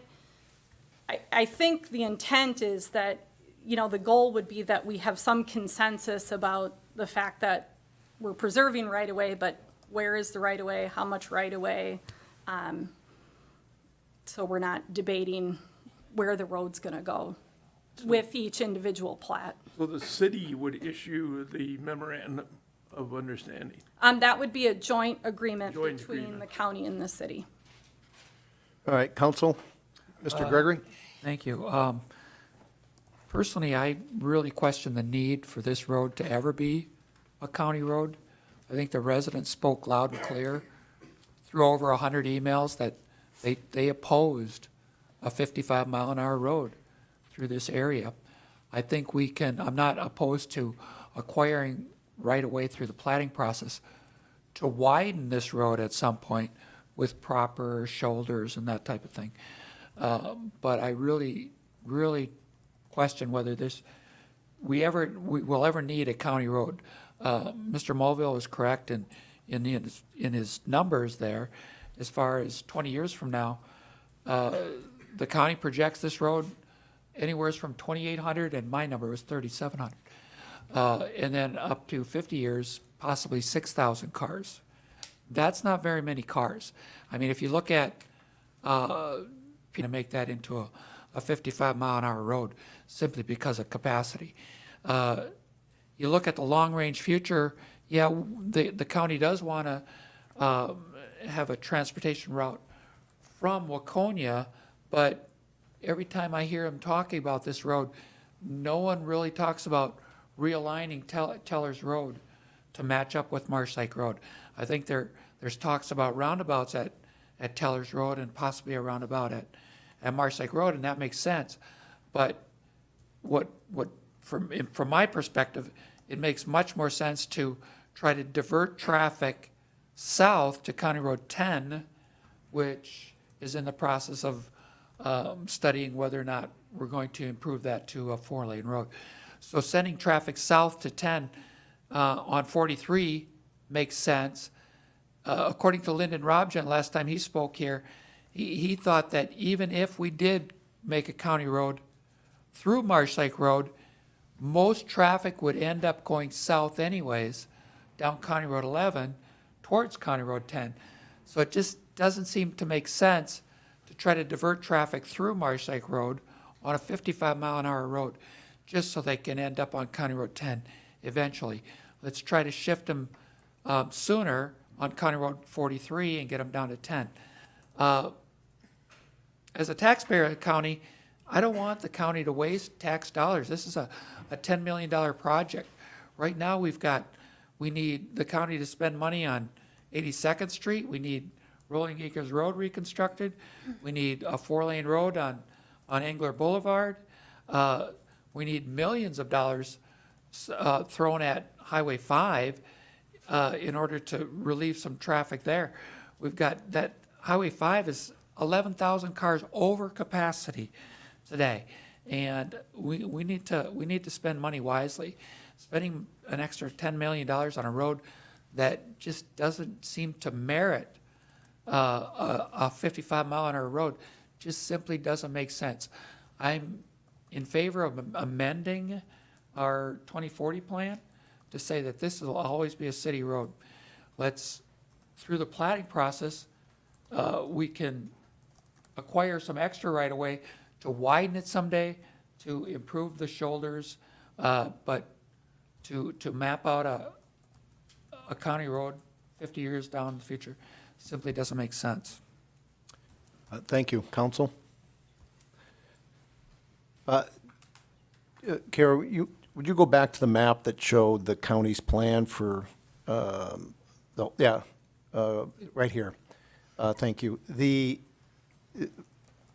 If you could run your cursor on 43 from where it goes from 11 down to 10. I mean, the plan here is for that road to someday in the future become a 4-lane road, is that correct? No, not 4-lane. 43 will always be 2-lane, at least? Yep, What about County Road 11 through Victoria? 2-lane, right? Oh, right, 2-lane, except maybe down by Engler, by south of the railroad tracks, as you come up to that intersection. That corridor study's underway that'll dictate that, but So when this cross east-west road first was conceptualized many, many years ago, do you remember when, off the top of your head? Wasn't this back in the 70s or something when this? yeah, it's been in the county's comprehensive plan and the city's comprehensive plan as far back as I can recall. In the 2030 comprehensive plan, that plan called for it to be 4-lane. But the county subsequently amended that plan to bring it down to a 2-lane because the traffic projections were too high. So This was Engler you're talking about? Marsh Lake Road. Marsh Lake Road. right.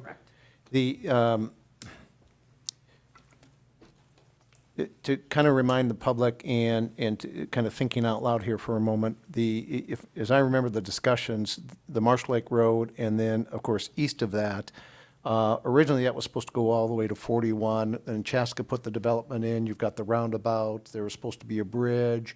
It was supposed to be an east-west corridor, if you will, but it's already been capped on the east end, if you will, over there by 41. So you're never going to get that through traffic. On the west, to the west of us, out towards Waconia, to Mr. Gregory's point, I saw one plan at one point where the road would be cutting through and it'd be kind of another throughfare.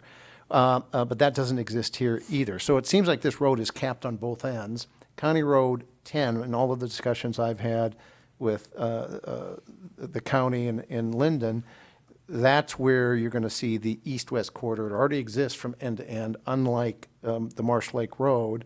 And you've got the ability to expand that easily out to 4 lanes so you can handle the traffic. 43 and 11 should be able to handle the north-south traffic, the feeder roads, assuming Engler Boulevard gets, or County Road 10 gets put up to 4 lanes. So back to Councilmember Gregory's point, I think I agree with him. I don't see why we need to make this a county road in any time in the future or expand its size. We just keep it a city road. We divert those county resources to where we really need the work, which is the places that Councilmember Gregory mentioned. So if anything, I would support on the city as we do development, grabbing additional right-of-way to do turn lanes, because we'll need to put turn lanes in there at some point. But I'm just, and I'm not opposed that if the county on its own, independent of the city, wants to go and buy property, they're more than happy to do that. So at some point, they want to convert it to a county road. I just don't think that the city needs to get into that. And we could, I guess if we don't amend the comprehensive plan, this discussion is going to keep coming back repeatedly.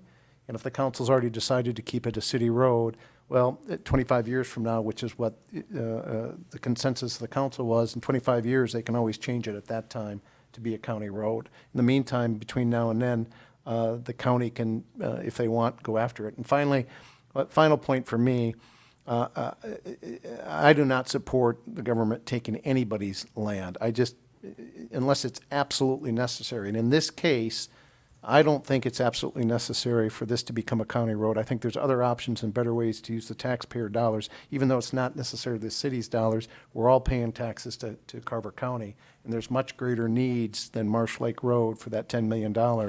I just don't see where we get the benefit for it. So in that case, I agree with Councilmember Gregory. I think we should modify the plan. So, council, further discussions?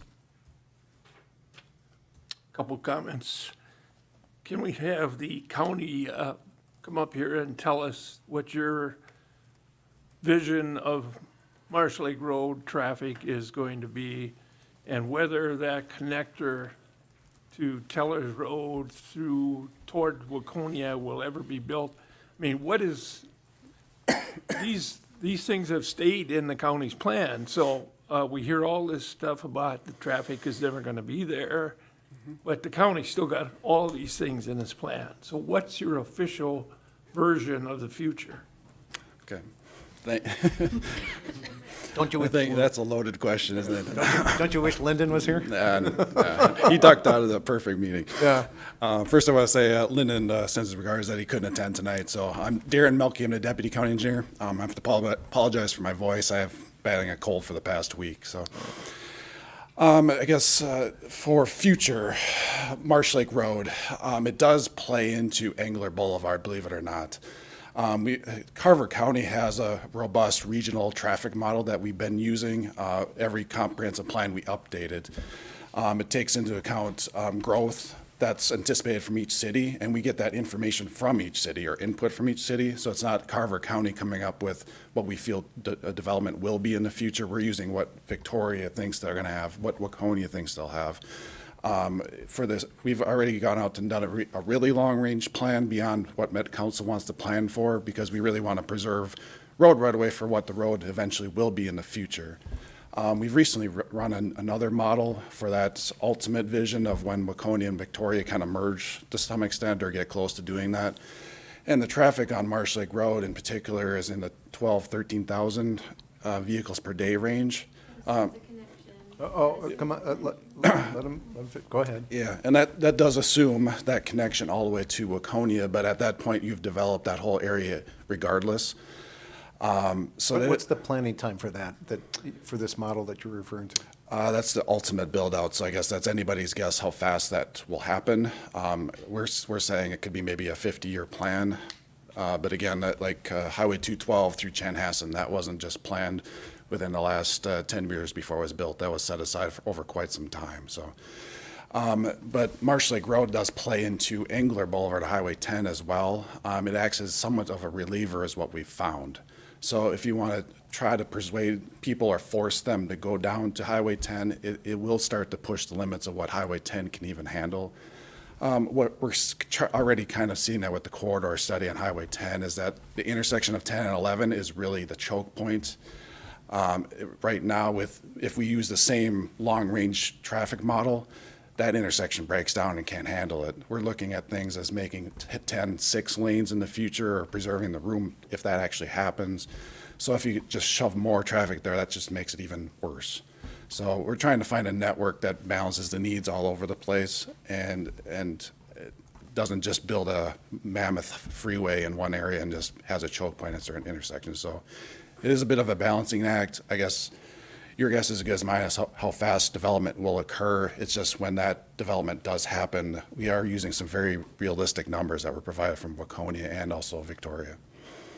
So I'd like you to comment on, if you would, please, given the $10 million, give or take, that the county would put into this, okay, we may be talking 50 years before those traffic projections hit, but given that today we have well-known problems on 5 and Bavaria and Rolling Acres Road, and 10 is already filling up, to your point, why wouldn't we put those resources to where those needs are today, instead of trying to plan for something that may or may not happen in 50 years? We're not going to be spending that money now. Correct. And I'm glad to carry forward Lyndon's email to you as well today. I guess Carver County is okay not putting the money into actually the construction of Marsh Lake Road, but more of this planning process, preserving so you don't build up homes or other structures that are in the way. We've heard from the city council you don't want to move ahead with the project right now, and which we're comfortable waiting with. It's just more of a planning process. Can we plan for the road right away that's needed for the future, ultimately, worst case? And we can come back. If it's 20 years we feel it's needed, we could build it then. If it's 30, we could build it then. In the meantime, we can work on some of these other higher priority projects in the city council's mind, like I know 82nd Street or Highway 5, things like that. So what are your thoughts on if we left it in the comprehensive plan as a county road, but it kept the city out of it, and just let you start to negotiate with the landowners, right, to acquire the right-of-way, right? And then we incorporate that in as far as Victoria, as development goes down there, we do that at this point. This way, if the landowners want to sell, they can sell. If not, so be it, right? And then, over time, you can acquire those different parcels, which is, I would imagine, is the normal process for any road corridor, right? What would be your reaction to that kind of an approach? Well, I'll give some background behind why we felt an official map was the best way to go. I believe your city attorney did an excellent job of explaining it earlier. But it's just putting the landowners on notice, especially developers that are not familiar that Marsh Lake Road may be a county road. I mean, most of them are in tune to that, but some may not. It's just laying out a corridor. Hey, there's something that we want to build here someday. There's some road right away they want. And I think we've had the issue in the past is where these developers will show up and we haven't had a plan. We're not even ready where the road's going to be. This official map lays it out. Hey, they can plat up to this line and everything should work out in the future. It's not, we're trying to catch up to the developers instead. So this is more laying a groundwork for them to plat up to. Right, but part of the problem is if in fact we do this and the city ends up in a lawsuit, then we're ending up defending what the county wants, right? And we don't have the resources that the county has. Correct, and that's, sorry. Yeah, I think that's why Lyndon had mentioned that we could do some sort of a memorandum of understanding as well as when new developments come in, the right-of-way that's platted or dedicated to the public matches this plan that we have in place. We don't necessarily have to do an official map.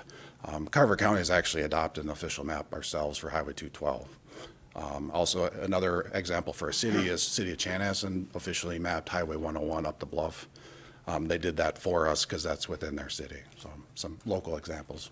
All right, thank you. Council? Darren, one question. Sure. I understand the concept of, this integrated road system and trying to build relievers.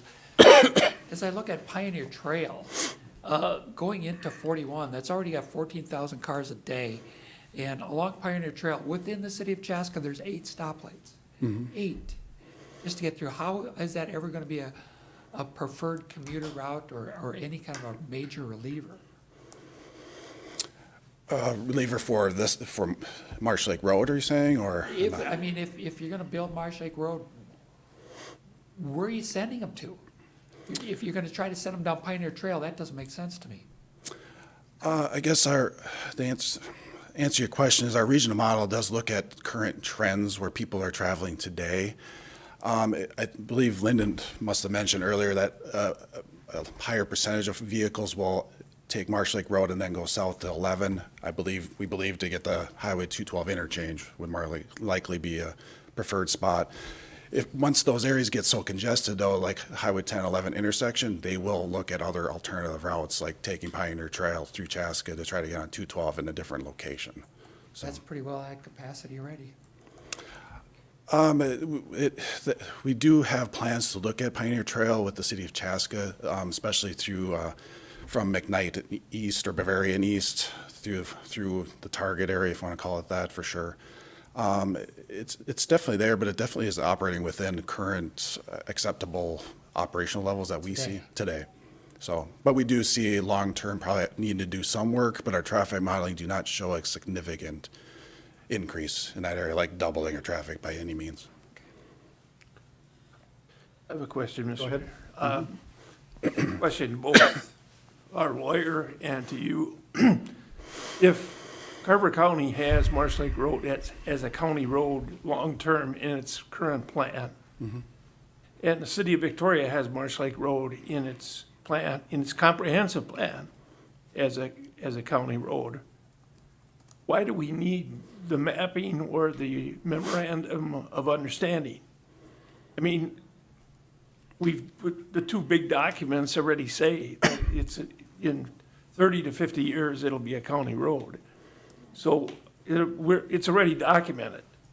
So is this just to make it easier for the lawyers, or is it, I mean, anybody, if I was a developer, I'd come in and I'd look at the county's plan and I'd look at our comprehensive plan and say, we've got to act like this is going to be, going to have some right-of-way here.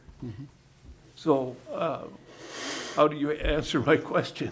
Well, Mayor and council member, first of all, let me say, by answering your question, I don't want to sound like an advocate. I'm with the staff. This is, I think, there is no recommendation. This is entirely a policy decision for you. So by that said, I think the answer to your question is, in my experience, that in the abstract, you're right. Having it in the city's comp plan as a future county road is a justification for the city, as individual plats come in, for the city to ask for additional right-of-way. Frankly, the city has a justification to do that as plats come in for the reasons already stated, turn lanes if it remains a city road, right? I mean, we have reasons that we may need a wider road in the future, and that would be a justification to ask for additional right-of-way as land is platted. I think the answer, though, to your question is, what about the details? How much, where, what alignment? And the official map can answer some of those questions. So again, I'm not an advocate one way or the other. That's what I've seen as the answer, is that rather than just saying we need 30 feet from everybody, that's a more granular answer to the question as properties develop. Let's take an immediate, something that could happen soon, Lake Town 15th edition. So when Art comes to us and said, okay, we need to move on this piece of property. And It will be coming to us soon. and it will be coming to us. Which one? So we're going to have to address this whole issue as far as the plating and subdivision process in the next year. And what people that are marketing the meat cutters property is the same thing. The whole alignment question will come up, as well as the problem with the right-of-way. So, to me, is this going to work itself out naturally? Mayor, if I might jump in, again, not advocating one way or the other, but the devil is in the details, so I'm the person who has to start to answer those detail questions. So developer calls and says, we're starting to develop our concept. How much more additional right-of-way are you gonna need for this future county road that's in your plan? And right now, I don't have an answer, I don't have an official answer to that from the city council. So it's taking that comprehensive plan level information and bringing it down to a corridor study level so that there's clarity on all parties. So as in contrast, the Geshtock, Vogel, and Welter properties, those developers who are looking to develop that land are going to need to dedicate some additional right-of-way for County Road 11. And they're saying, how much, what do you need for turn lanes? And we don't know the answer to that. That's why we have that corridor study that we're trying to get underway in order to be able to say 20 feet, 30 feet, 40 feet, 50 feet. So you need a certain level of engineering work done in order to more completely answer that question. And I think the county's interest is seeing that the engineering work that's been done to date gets formalized in such a way that it's then used to answer those questions when plats come in. You concur? Yep, I would definitely concur with what Kara said. It's regardless if it's official map or just a map in general, that the city and county can agree on, this is what we think we need for future right-of-way. That's all we're wanting to sing the same song to these developers, more or less. We don't be able to hand it over and say, here you go, this is what you should plan for, and gets rid of this grayness that we can't answer officially where they should be. In the past, we've been kind of reacting. We're like, well, we think we should preserve this much. I think we have one development that's went through and probably preserved too much, for example. Yeah. So Down over here, we didn't have information, so we were guessing based on the best information that the county had at the time. Now we have a pool adjacent to a road that we aren't, not building a county road, but now we have a pool next to it. It's really just trying to get to that technical level of detail, so when a plat comes in, we can answer the questions from an engineering perspective.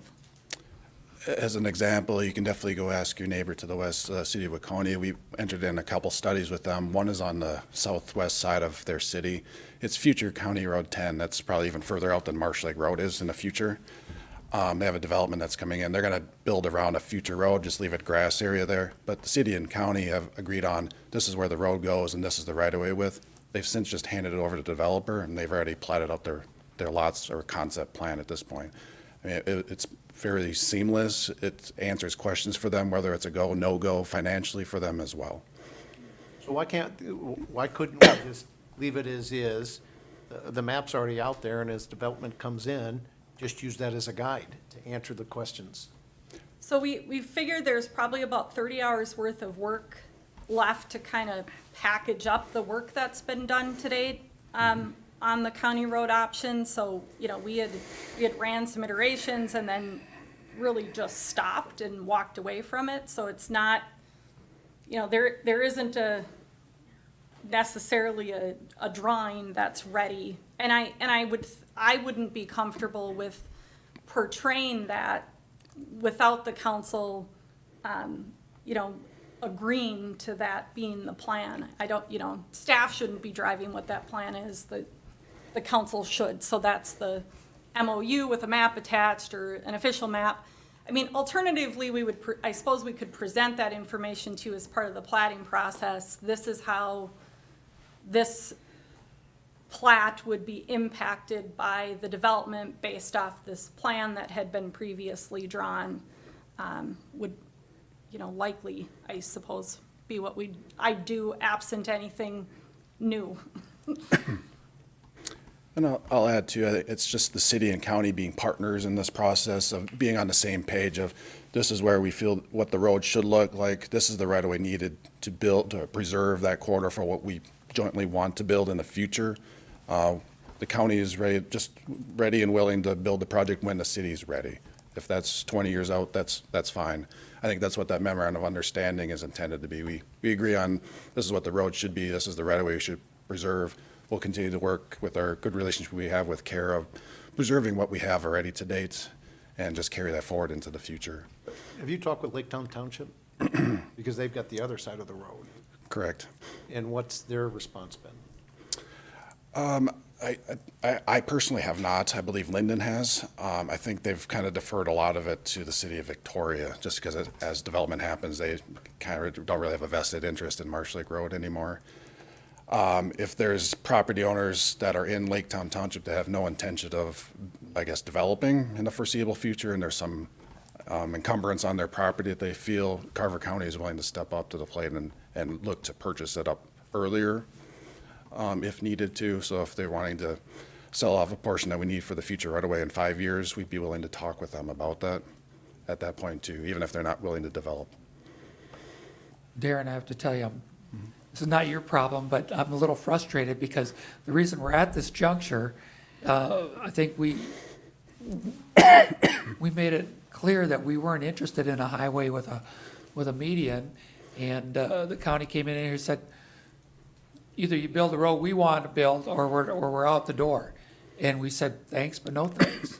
And so we showed you the door, and now here we are trying to figure out how we're going to acquire right of way for a county road that you weren't interested in a few months ago. That's a valid point. The other perspectives, council? If we had a crystal ball, this would be so much easier. It's just so difficult to know what's going to happen in, 40, 50, 60 years. And development is happening, and it's happening fast, and these people that are building these houses all have cars that need to be on the roads, and they need to go somewhere. Those cars need to go somewhere. And I'm struggling a little bit. I'm not quite clear on if we keep this a city road in our minds, but we don't change our comprehensive plan, at some point in time, you guys are going to come to us, or we're going to come to you and say, we need the capacity and we want to turn this over to the county because we can't do it any longer. So we're trying to decide now, today, what that road might look like, along with all the things that are going to happen in the county and how traffic is going to move in the next 50 years. I'm not an engineer. I don't have a modeling traffic. I don't know how all this is going to go. So we're looking to you guys and the experts to guide us in this. And all along this way, the experts are telling us this is going to be a county road. There's going to be traffic. You're going to have to put it somewhere. And we're here today because we don't want to look 50 years down the road. We want to preserve things the way they are today, and we want to hang on to what we've got today. And it's kind of akin to this idea of, we're here, we like it here, we're slamming the doors shut now, so the rest of you can't come in. And we have a responsibility to the future to figure out what this should look like and what can we do to prepare for that. And it's hard. It's hard work. Yes, and I understand that we have a responsibility to the future, but I also, we don't know what it's going to be like in 50 years. Right. I mean, look at what it was like 50 years ago compared to now. And I'm not talking about just the growth. I'm talking about the way all of the country and the world is. I mean, I had one resident talk about, cars are going to be flying and stuff. So who knows if you're going to need, if you're going to need that. And to be perfectly honest, we decided to make this a city road, and that's what I think it should be. I just don't see where this is going to change the world for Victoria by having that little strip of 1.5 miles make that much difference, to be perfectly honest. If when it starts building further down, maybe you just scoop up the other way, but I just don't see it happening. I prefer to keep it a city road. So the difference between mapping this and just mapping it and as it gets platted is just this certainty about where the road is going to go? Is that accurate? I guess I'll take a stab at answering it. Having a map, I guess you can say it's more granular. It's more black and white for a developer. So you can, if you have an agreed upon map of where it's going to go, whether it's officially mapped or not with that process or not, at least it's something easily to hand over to a developer so they know what to plan for. Without being able to answer that question, they have a lot of questions in their mind of what they'll have to do, as well as helping your staff out, be able to answer their questions. Well, and even for, we do have some property along this road currently that's going to be developed. So we're going to have to figure something out sooner rather than later. And in order to prevent a road that doesn't work, the road has to work. All right, you're right. We're going to have to make a decision because this is, that plat is coming up. Dana, do we know when that's going to come up? It's going to be soon, I don't isn't think it? it's scheduled yet. We just received the application, unless Kara has some. They haven't submitted the application yet. Mr. Tabone was looking for clarification for me on what the right-of-way needs are for Marsh Lake Road before he draws a preliminary plat. So they are moving right to the preliminary plat phase, which is expensive. That's where they're, developing engineering plans, all the pages. So he was wondering what the outcome was from tonight so that he could circle back to his engineer and figure out how they were going to move ahead. Go ahead. I was just thinking, I'd like to get the council's thoughts on this, and that is, we leave the comprehensive plans as is. We have, you said there's 30 hours of work to finish what was literally at the 9th step and the last step. We finish that process and turn it over. And then we just simply, even when this council voted to keep it a city road, one of the things I said that I thought the council basically agreed with is as development happens over time, we could grab pieces of the right-of-way. Now, even if we don't officially map it, if we finish that process, that at least should give you enough of a guide, so as we enter into discussions with the properties that want to do developments, we can at least say, hey, we may not have it exactly right, but we should probably grab this. At a minimum, the city will need it as a minimum for turn lanes over time. And then if we want, we can try to get a little bit more as part of the negotiation to at least use what that project finished. At the same time, this allows the county to, if they want to go out and acquire property directly from property owners, they could do that. I don't want to get us in the middle of all of that, but I think it allows us to move forward, keep it a city road. It's what we told the residents we were going to do, and we voted to do that, but it also allows, at least if we complete that process, it gives a guideline for you to have those negotiations with developers as properties come in. Council, thoughts on that? I think eventually, if a landowner disagreed with the county and their assessment of it, we're going to end up in the middle of it, and we're going to end up in a lawsuit fighting with the county to try to preserve right-of-way for a county road that may or may not never get built. So maybe one of the things we could do, and Bob, jump in here, I don't want to put us in the middle of this, right? Is there something we could do with the county, if you want us to go forward with this, kind of using the approach I just outlined, where if we end up as the getting sued over this, where the county would actually defend us? Because I don't want to end up taking city resources to do that. We're not provisioned for that. We don't have the money for that. And we're doing this not for us, but we're doing this for the county. Is it like a joint powers agreement or something? Mayor and council, if you were to take the MOU approach, which is just a fancy name for another kind of an agreement, certainly you could seek to have a provision in that kind of an agreement that says the county would indemnify. I don't want to prognosticate about the likelihood of getting such a provision, but certainly you could ask for that. Barring that, the county's request to the city is to be the agent to do the official mapping, and I don't know how the county would even be joined in that, frankly. So, I mean, the city would be taking that on, the legal issue. Now, I've told you in many years of the lobbying around, there haven't been successful challenges like that, but that doesn't mean that somebody wouldn't try. So, I'm not answering your question. I think the agreement approach is the only approach that would get to that result, possibly. All right, well, the county would probably not do it. So I'm open for suggestions. Yes, Judy, you'll have an opportunity in a second. I'm open for suggestions. I'm almost thinking, though, that we keep this a county road as we agreed, as we told the resident. I'm sorry, a city road, yes.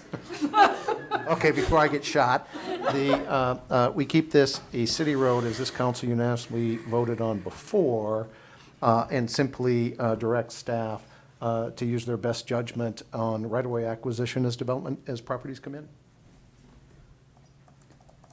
We got to find something here, guys, Okay. that we What- move this thing forward. Couple of questions. Bob made a terrible face, and I want to know what that was about. When you suggested that, because that did not, well, if that's all it is, then that's fine, but if that was some kind of horrible look that don't go that direction, I want to know that. But I also want to know if we complete this last 30 hours, does that get us to where we need to be with developers? Yes, that would give us the tools to answer the question when development comes in. All right, so let's take these issues one at a time. Council, can we get consensus on to at least finish that last 30 hours? It seems foolish not to do that, given how much. Can we address the council? Yeah, hang on a second. I want to get the council's input. Does it make sense to finish that 30 hours? It seems like that's the holdup, is we don't know where this road is eventually going to be. I think so. And that would finalize. And that would finalize that, so I would be in favor of doing that. Hang on. I'd be in favor of completing the study. Judy? Go ahead. No. No, I do not agree with this. I think that it's a city road and it needs to stay a city road. And if the time comes where this development comes along, if the county wants to buy their property and realign it themselves, that's fine. But I don't think we need to get involved in this. Okay, Mr. Gregory? I think if we leave it as a possibility that it could someday be a county road, I think it's just a carrot dangling out there for somebody to grab onto. I just think that it's better to just make the decision. Let's leave it a county road. Let's amend leave it a city road. Let's amend the 2040 plan and say it's going to be a city road. And I just don't see the traffic models making sense to make this a 55-mile-an-hour road to nowhere. All right. Come on up. I know you want to address the council, but please be brief. Super brief. All right. Okay. Just a couple of points. When it comes to finishing the 30 hours to finish the model, what that does is it sets in stone the alignment for a future county road. And the reality is that that alignment was never decided. That puts absolute undue hardship on landowners. It takes the entire rock property and basically gives it a $0 value to that family in the future. It takes so much land away from the landowners. And so essentially you as council members would be sitting in front of us saying, yes, let's do the next 30 hours worth of work, and looking in our faces saying, we're just going to approve taking your land away from you. Thank you very much. It's absolutely undue hardship upon the people in the city of Victoria. Yes, and I would simply say, don't let the tail wag the dog. We have a decision has been made by this council, and now I think you're just directing staff to implement it. Thank you. All right, thanks. So as I think about this, it's a tough decision, but I think I'm going to agree with Mr. Gregory and Judy and keep this a city road. And if we just stop it right now, not finish the project, then we're done. And then if the county wants to go individually or as a separate entity and talk to landowners in a quiet property, they can always do that on their own. But I think we can put an end to this right now tonight by keeping it a city road, not finishing the project. And to the point that the Mulville Hills brought up. Deb? If we change this in the comprehensive plan, what does that do for the county activity? They're not gonna go pursue right of way if we change this in the comprehensive plan. Thank you for the question. By the city council, doing an amendment to your comprehensive plan only changes the city side of it. It actually will kind of pit the county and city against one another, that we're not in agreement of what this road should be. It doesn't say prevent it from being a county road in the future. It definitely still could be. I think it's probably more discussions should be had between city and county staff before you would take an action to say it should be a city street. I don't think that's meant for just a city council meeting. It should be a joint meeting probably between both agencies and talk about it in more depth, and get a better understanding of where it should be in the future rather than just at the city council level. Well, if this council unanimously already voted to keep it a city road, right, we can just put in, this keeps coming back in front of us, and we've already made that decision, and it was it was in fact unanimous, right? Mr. Mayor, we made a decision to make this a city road. We did not make a decision to keep it a city road forever. Right. Part of the discussions was eventually to become a county road, but if tonight we just say, we're not going to finish the project, it avoids this question of the mapping. And then, quite simply, the county has the ability on its own, if they want to go and acquire property rights, they could go ahead and do that for future use and conversion to a county road. I, for one, even when we talked about it and voted to keep it a city road, we all said at that time, and it was discussed extensively, that at some point in the future it would be converted over to a county road. So let that road mapping and all of that happen. Let the county go ahead and take that if they will. I want to get us out of this and move on. We voted to keep it a city road. Let's just leave it at that. Mayor? Yep. If I may, Kara will correct me if I'm wrong, but, so if a decision were taken to sort of confirm into the future that this is a city road, to change the city's comp plan accordingly, I guess that would take away the city engineer's justification to seek additional right-of-way as plats come in for a future county road? Right, let me stop you there for a second. I want to be clear. I'm not supporting changing the comprehensive plan. I'm just saying, don't finish the project, say it's a city road, we're done, right? We don't have to take any further action. In other words, take no action, just leave it the city road as we decided. And as developments come in, we can deal with them on parcel by parcel. Fair enough, so just my hypothetical then, if the city did go the whole way, the whole 9 yards, and said, we're gonna change the comp plan to make this a city road, it would certainly be my understanding that the city engineer would still be able to and would need to make recommendations to acquire right-of-way as plats come in to serve future city road needs. There Yes. may be turn lanes or access points or other issues that are purely city road-driven right-of-way acquisition needs. So I just want to make that point. That decision is not tantamount to this city council saying we will not then ask for right-of-way as part of future plats along Marsh Lake Road. I think you will be asking for right-of-way still along Marsh Lake Road.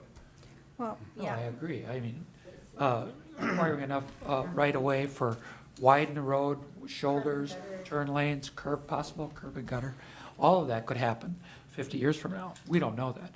But yeah, certainly acquiring enough right-of-way for those types of things through the planning process, and I don't see that as being a big issue.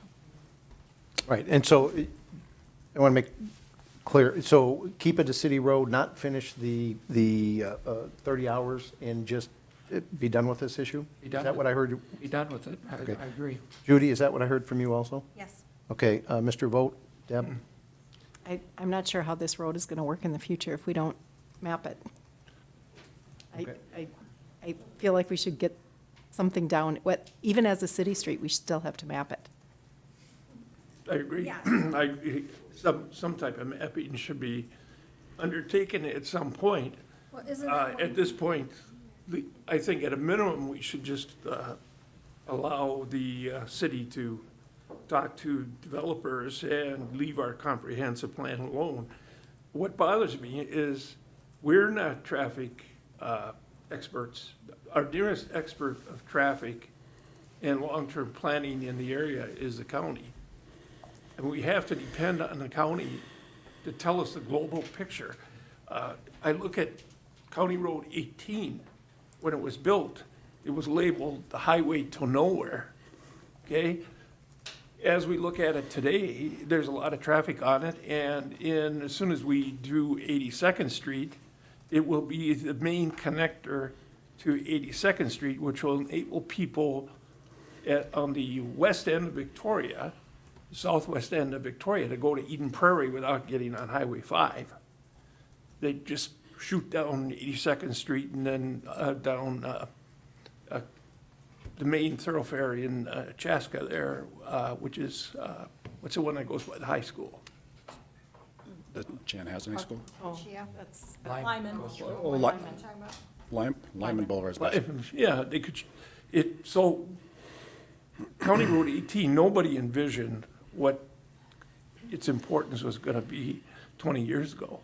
And it's gonna have huge importance in the next 10 years. So I'm a little bit, I really don't believe that Marsh Lake Road will never have any significance. I don't think we should get into some major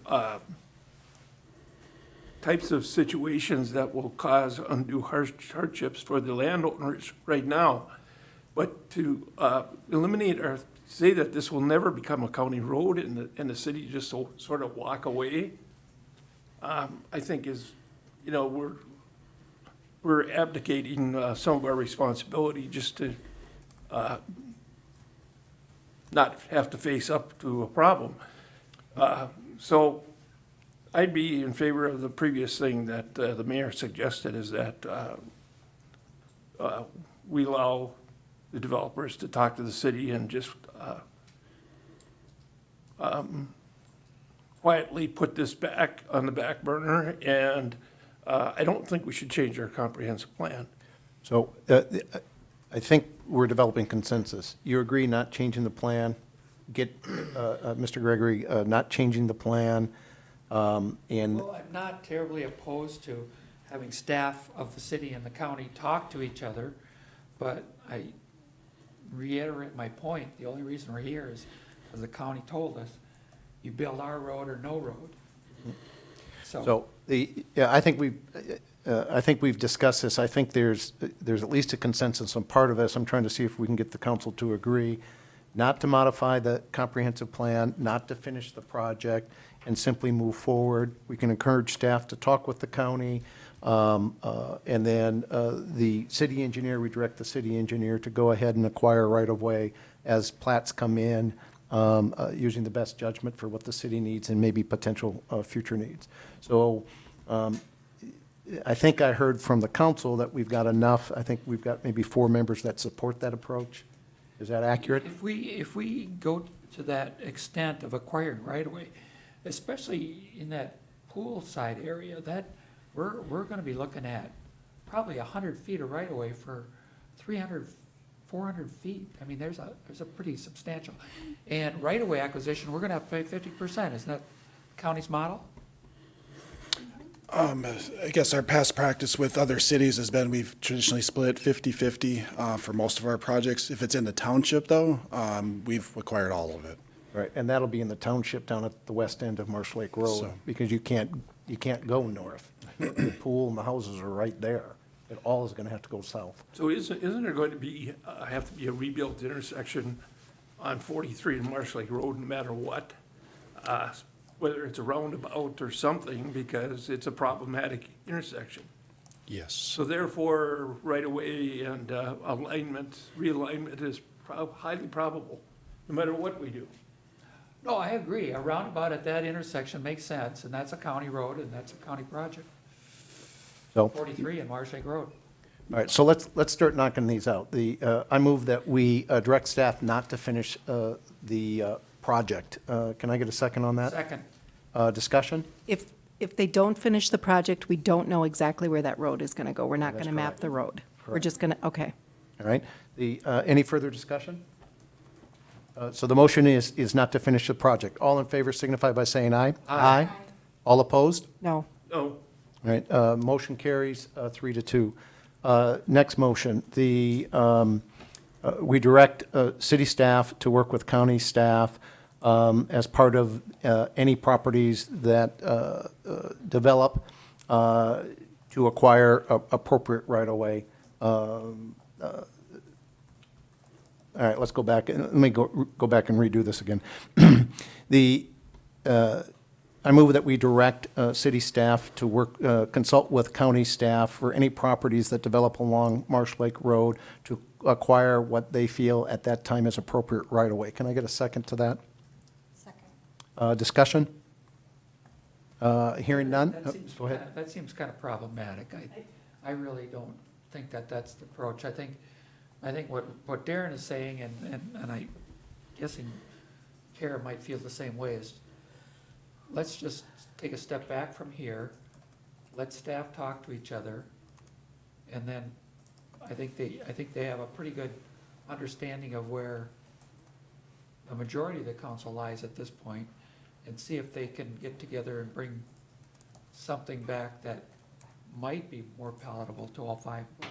All right, so I'm going to withdraw that motion, but there was another issue that we wanted to deal with, so let's fix that now. I move that we do not change the city's comprehensive plan that would change Marsh Lake Road from a county road to a city road. Can I get a second on that motion, please? Second. Discussion? I would, rather than make that vote today, I would rather have the staff talk to each other first and bring something back. I'm in favor of amending the 2040 to make this a city road. But hearing Darren, he would like to speak with staff before we make that call. Judy, thoughts, discussion on this? I agree with Councilman Gregory. Council members? Wait until the staff can talk, bring something back?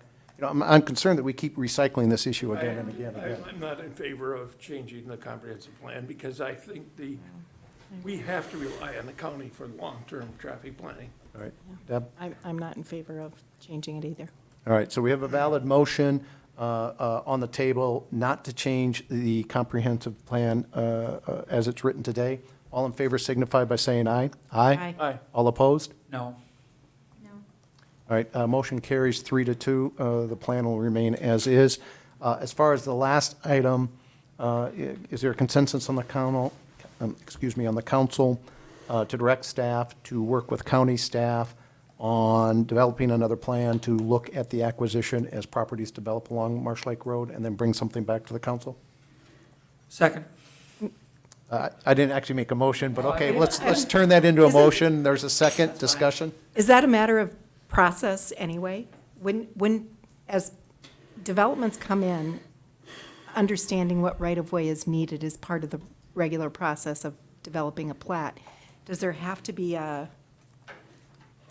do we have to memorialize this? Well, Motion for it, or just to say that we're including the county in on it when we talk? I think the motion eliminates any questions that we're directing staff to talk to the county on these developments as they come in along Marsh Lake Road. Is that part of the normal process? Would you do that anyways? If it's a county road, yes. If it's a city road, no. If it's a future county road in the county and city comprehensive plan, then yes. All right, so it already is part of the process then? Because you didn't make a motion to change it, then All right, as so, a matter of courtesy, we would send the plan to them to weigh in on, and then include their comments when it would be presented to Planning Commission and City Council for review. We typically will incorporate the comments from the county. all right, so I'll withdraw that motion because it's already part of the process. Go ahead. So one of the concerns that was brought up is you don't really know, without a road, you don't know how much right-of-way is needed, so you're kind of guessing what kind of right-of-way is needed. So you might get enough, or you might get too much, or you might. So we still haven't solved that problem Okay. with what we just. What about that big map that they had? The big map that the big, long map of the county road. So we've already voted to not complete that project, so that Right, map but doesn't that's- exist. Well, yeah, it does, because it was pretty extensive. I mean, it told us where they were gonna take property and where they wanted to move it to, and where they were gonna do roundabouts and where they weren't. So that's all there. It's not in a format or final product type. So I have we have electronically whatever last draft was provided. So we were going through a couple of different iterations. So certainly we possess all that information. in the city's files. And certainly could look at that when a plat came in. Correct. So it's already But part of it's the not process. something anybody's agreed to. The residents didn't like it, the landowners didn't agree to it, And even when this council approved to keep this a city road, we all, at that time, discussed that eventually, at some point in the future, it would become a county road. Who knows when? But by keeping it a county road in the comprehensive plan, and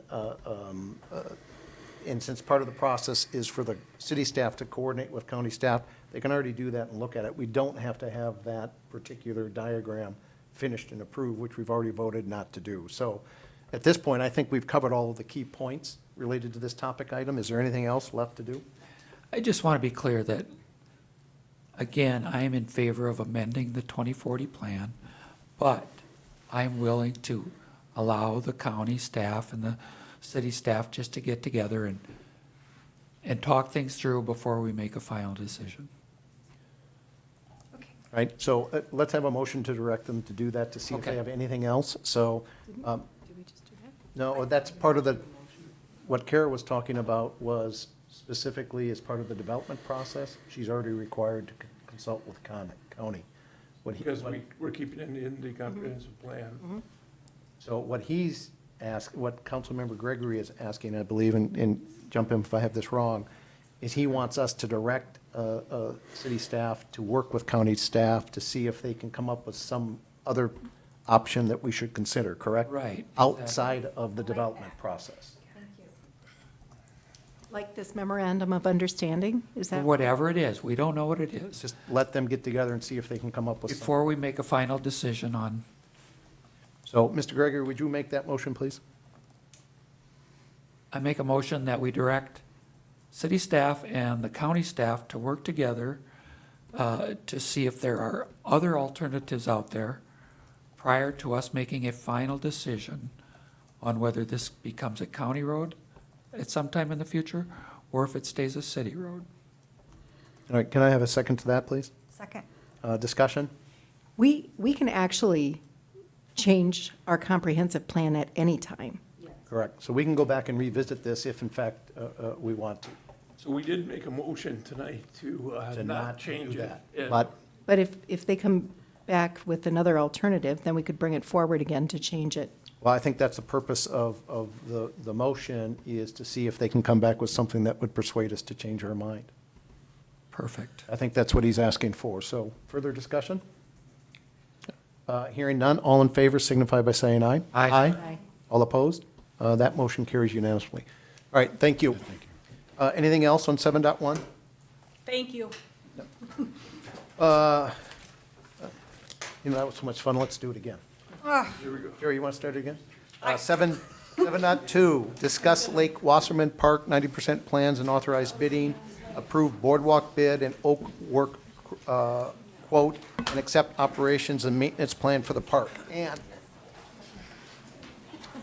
Good evening, Mayor, Council. This evening, we have a laundry list of items related to... hang on just a second.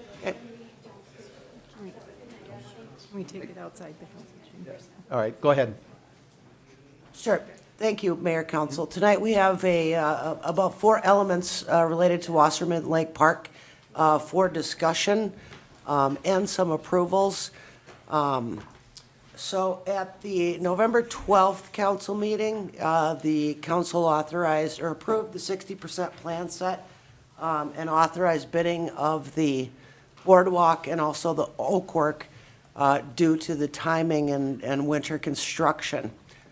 Also, as part of the Wasserman Lake plan, the 90% plan set is now before you this evening, which is the point where pretty much everything is set in stone, and the approval to move forward with bidding is being asked tonight. The third item for discussion, which I'm going to respectfully pull, is the oak work. As part of the quoting process, we were only able to receive 1 quote, and our architect, who is actually here tonight, is also working on getting some additional quotes, and our goal will be to have some competitive quotes and a recommendation at the December 16th meeting, next Monday. All right, so we're pulling action 3, approve the. Correct, the Oak Work. Do we- Yes. Do we need a formal motion to do that, or is that okay? I think, We do? Yeah, Mayor and Council, it's on the agenda. I suppose you could make a motion to table it to the next meeting. All right, I move that we table item sub 3 under 7.2, approve Lake Bridge ecological quote until we get additional quotes back. Can I have a second, please? Second motion. All, discussion? Hearing none, all in favor signify by saying aye. Aye. All opposed? Motion carries unanimously. The, Ann, continue. yep, sir. And as part of the cooperative agreement, and when we get to the 90% plan set, which we are at tonight, for your consideration, the district and the city were required to present an operation and maintenance plan to the council. What the operation and maintenance plan is it lays out and spells out activities and maintenance that will be required at the park, such as trash removal and mowing, annual maintenance, and those we estimated for the city to be at between $20,000 and $25,000 for annual park maintenance. And the district has their own, which I believe it was about $4,600 annually, and that's for work within the park from the natural resources component. So one of the things too with the maintenance and operations plan, since we started the park project itself, the district is actually going to be investing in some additional work in the park. And so we need to finalize details on how to memorialize that. And I'm going to be working with Bob and Anna to either come up with an additional easement or some sort of covenants that would allow them to come into the park and take care of their additional responsibilities. So that piece this evening, we would be asking you to approve that plan contingent on legal counsel accepting the final operation and maintenance plan. With that, I'd like to have CJ Fernandez come up, our architect, and talk a little bit about the 90% plans and where we're at. So that, CJ. Thank you, Mayor and Council. Name and position for the record, please. Carlos Fernandez, AFLA, Audi Fernandez Landscape Architects, leading the project. We're at 90% plans. We've gone through a series of reviews, cost estimating exercises, and we're continuing to work on the project. We've taken into account sort of a number of steps since the 60% plan to help manage costs while maintaining kind of the key features in the design that you've all seen. I think that some of the key points here are we're trying to keep moving quickly to capitalize on a winter bid. There's been huge differences in costs just this fall to winter season that we've seen in other projects. I think the boardwalk bid was pretty favorable as well, so that seems to be carrying true. And so I can take questions on the plan itself, but it's largely just been the development of the 60% plans that you've seen. There's been some cutback in just quantities of concrete, other paved areas, and so we're just kind of managing and kind of being as pragmatic as possible to get Try to minimize costs. just minimize units, minimize cost. All right, So thank you. Council? Do we have anything to see as far as what you've cut back? It's the same basic thing it's been before. yeah, I don't know if the The plans have been- 90% plans are in your packet this evening. Okay. So, yeah, I had some questions. After the last time when we voted on the boardwalk, and I was the only one that said no, I'm still trying to grasp that whole boardwalk concept. So I went back to before I was on council and back in August of 18 was when you had the council meeting over at the fire station. And we had people talking about the trails, and it started out as being a three-phase project where it was going to be trails, then the boardwalk, and then the shelter. And then it came up that there were these grants that we were going to get that was going to pay for all of this. Never came up. And No, I asked for and I wanted to maximize grants, but we didn't have any, at least as far as I remember, we didn't have any specific grants that we were aware of. We were going to go after grants where we could. And I've asked about where these grants are, and I've been pretty much told there really aren't any that we are going to be able to get, and the $15,000 that we asked for, we just got turned down. Right. The only thing that I did notice was that there was a mention of possibly for the fishing pier that the DNR might have a grant. But that's the only thing that I've been able to find. And then, what was it? The, I mean, right after that, you had a meeting with Bill Olson and Maluchnik and Workman. It was on a Friday, you called, but there's no recording on that, so I don't know what ever transpired. Oh, is that on the funding mechanisms? Yeah, Is that what you're talking because- about? Yeah, yeah. that should have been recorded. There's an audio recording of that. I think it was videotaped. I I watched looked for it, did you? Because I looked for it and I couldn't find it. But That meeting, you were saying that Bill Olson said that the grants, he could get for other boardwalks in the city as well. correct. And because I kept pushing on that, I wanted grants so that we could get, Yeah. capitalize on grants, but apparently we're not able to We're get not any. getting any. Right, we're And not then getting any. When you were talking about the boardwalk and the fishing pier, Anna did say that, she's not a fishing person, but she said that people had said that spot where you're putting the fishing pier would be an interesting fishing spot because it's between two spots where the fish are. So I'm just worried about building. I mean, We could order them to go. yeah, and then we've got, I mean, if you're sitting over by where the DNR is, I guess they fish over there because they do go out there and fish, so I guess there's fish over there. And I don't know why we can't ask the DNR if we can just put a fishing dock over there. When we were looking at the kayak, I checked with the public access site where they would have to launch off of, and there's basically 10 spots there. That's on the other side of the lake, right? Yeah. Right. So, one of the questions that I had was, did anyone think to see how much it would cost to build a trail from the new park to the DNR, which would be the public access? Plus, if you were to do that, the trails coming from the north would be able to cross the street and get to the park, whereas now there's no connection. The only connection is going to be from the Wasserman development that's south of them.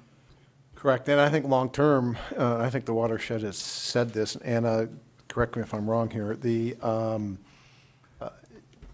there's possibilities along County Road 43 where something may be able to, at least the plan is to connect the trails north on 43 down to where the park was going to be. There's also plans to connect eventually the trail that, if it gets put in along Marsh Lake Road, up north, back up to the park. So eventually it'll get connected in, but to your point, we don't have that today. That plan is not developed or funded yet.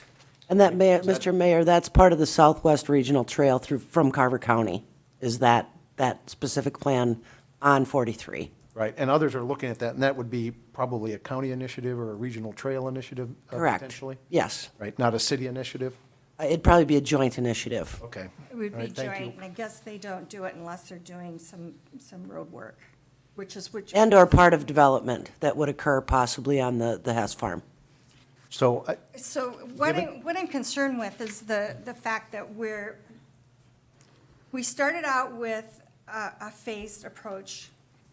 We thought we were going to get a lot of grants, and we went to a full-on approach. And now we find out we're not getting the grants. And I'm wondering if we need to go back to a phased approach so that we're not shorting ourselves.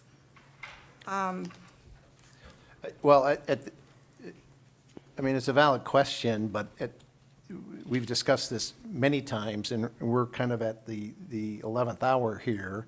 And if there's going to be any work done this winter, we need to approve this now. Is that correct? In order Correct. to get And bids out? yes, correct. And Mr. Mayor, can I Go ahead. talk about the phasing?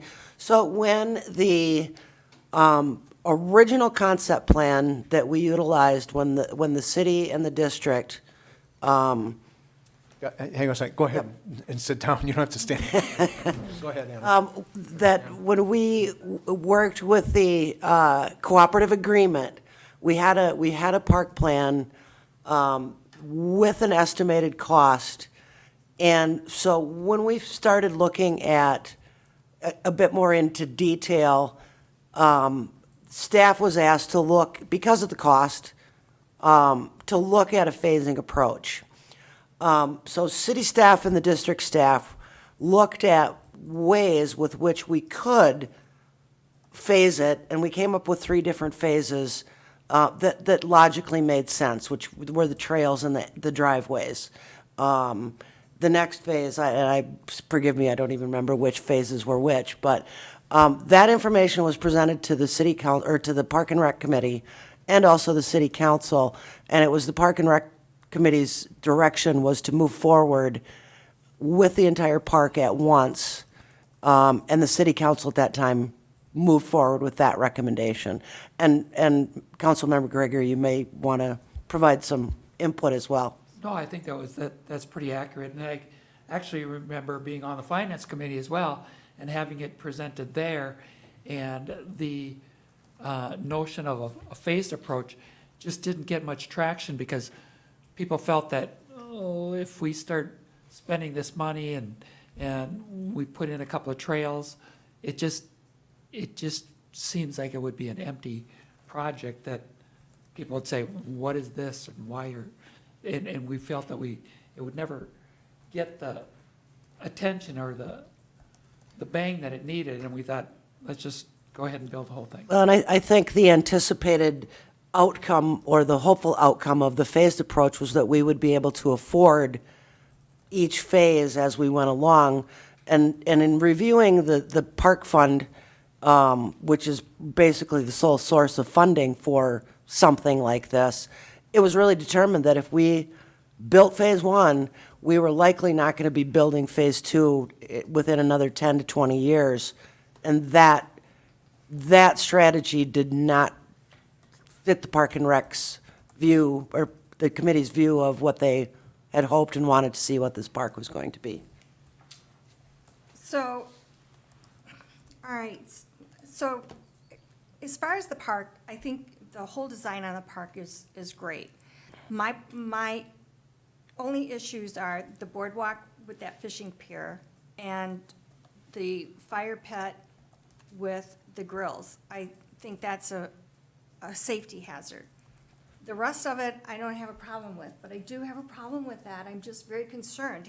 Did we take into consideration what insurance is going to cost to have those there? Is that in this project, in this estimate of cost? Yeah, so for some clarifications, when we talk about the boardwalk, so the boardwalk is the piece that connects the high ground of the park basically to the island. Yes. And then we have another piece of the project that is the fishing pier. Yes. That comes from the island and goes out. So did you have specific questions related to that? I'm just trying to, yes. Is it worth the money to do that?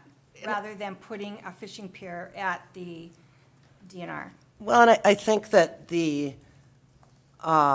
when we went out to the public, into the open houses, the boardwalk and the fishing pier were probably two of the highest rated components that the public wanted to see. And Anna, you may want to share your information as well. But those were two components that people really wanted. And I think the experiential experience that you'll have from getting from the park out to the island, and I think we could all speak to what that is when you get there. It's a beautiful piece of property, and I think the experience itself is well worth the dollars invested, is to get people out to the water. So yes, that from my perspective, it's something that the public wanted as part of this park project, and I think it's a critical piece of the overall park plan. In relationship or in respect to the grills, the park grills, we have them throughout the park system. So I don't view those as being something out of the ordinary when you have them placed next to a shelter where people are going to gather. I think, were you referring to the open fire pit? Yeah, and I think you said the grills too, right? Oh, and the So, grills. yeah, and the fire pit. So, yes, I did contact the League of Minnesota Cities to talk a little bit about the fire pit, and also the fire chief. You know, with anything that is in a park system, it's a risk reward, because we can't make everything safe. We can't protect the public necessarily from themselves, but one of the things we're looking at is putting some water, a yard hydrant that is close to the fire pit, that we would also have a place to dump ashes. When it is done, we would not be providing wood for that activity. Looking at some signage, looking at a permitting process. So those are things that all are in the works of trying to figure out how to make it the best, safest. But I think in speaking with not only city staff, but also with the Park and Rec Committee, they were quite intrigued by the fire pit as well. It just adds a really neat component that I think is another critical piece to the overall park plan. So a quick comment. This thing is, we've discussed this numerous times, and it's evolved over this time. And I originally would have preferred to do it in phases because none of this was planned. But I think it's important to note as this has developed and we've had lots of discussions, I haven't had a single resident that's contacted me in opposition to what we've discussed or changes. And part of that was the discussion about do we do it all at once or not. And the fact is, I wanted all of the grants to minimize the cost to the taxpayers, but if the grants aren't available or we can't win them, then we can't win them. And so at the end of the day, I don't know where we have many options. I wish we could find other ways to do this because I hate to go and borrow money, but at this point, with no public opposition to it, I don't know what else we can do. I think we should just move forward with it. Okay, you don't think about any kind of fundraising? I'm not opposed to that, but if we don't approve this tonight, it's not going to be built this year. It'll be another year. And Councilmember Black, I will continue to look for grant opportunities.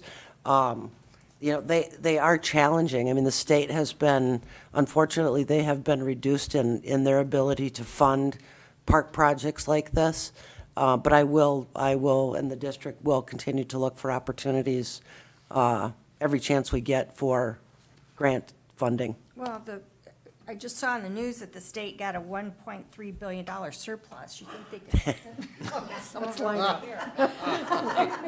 Maybe. Call them up, tell them to write us a check. Looking forward to seeing Yeah. it. Yeah. Well, I guess the thing is that now that we're not getting the grants and we're going to have to foot the bill on this, I'm just a little concerned about what this is gonna cost us in the long run, because the cost to maintain that's gonna keep going up, and I don't know how long this boardwalk is supposed to last, but usually they last about 20 years, and then you've gotta build another one.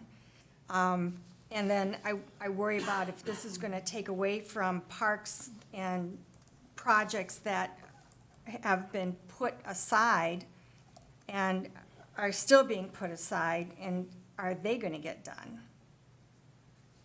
And if we're gonna have fire, I think we should have someone there. I think we should have an employee at the park. All right, council, further discussions? Nothing. Okay. I'm the only one. I just think this is gonna just, Can I get the motions, please? I make a motion to approve Wasserman Lake Park 90% plans and authorize bidding. Second. Thank you. Discussion? Hearing none. All in favor signify by saying aye. Aye. All opposed? I have to say no. Okay, motion carries 4-1. May I get the next motion, please?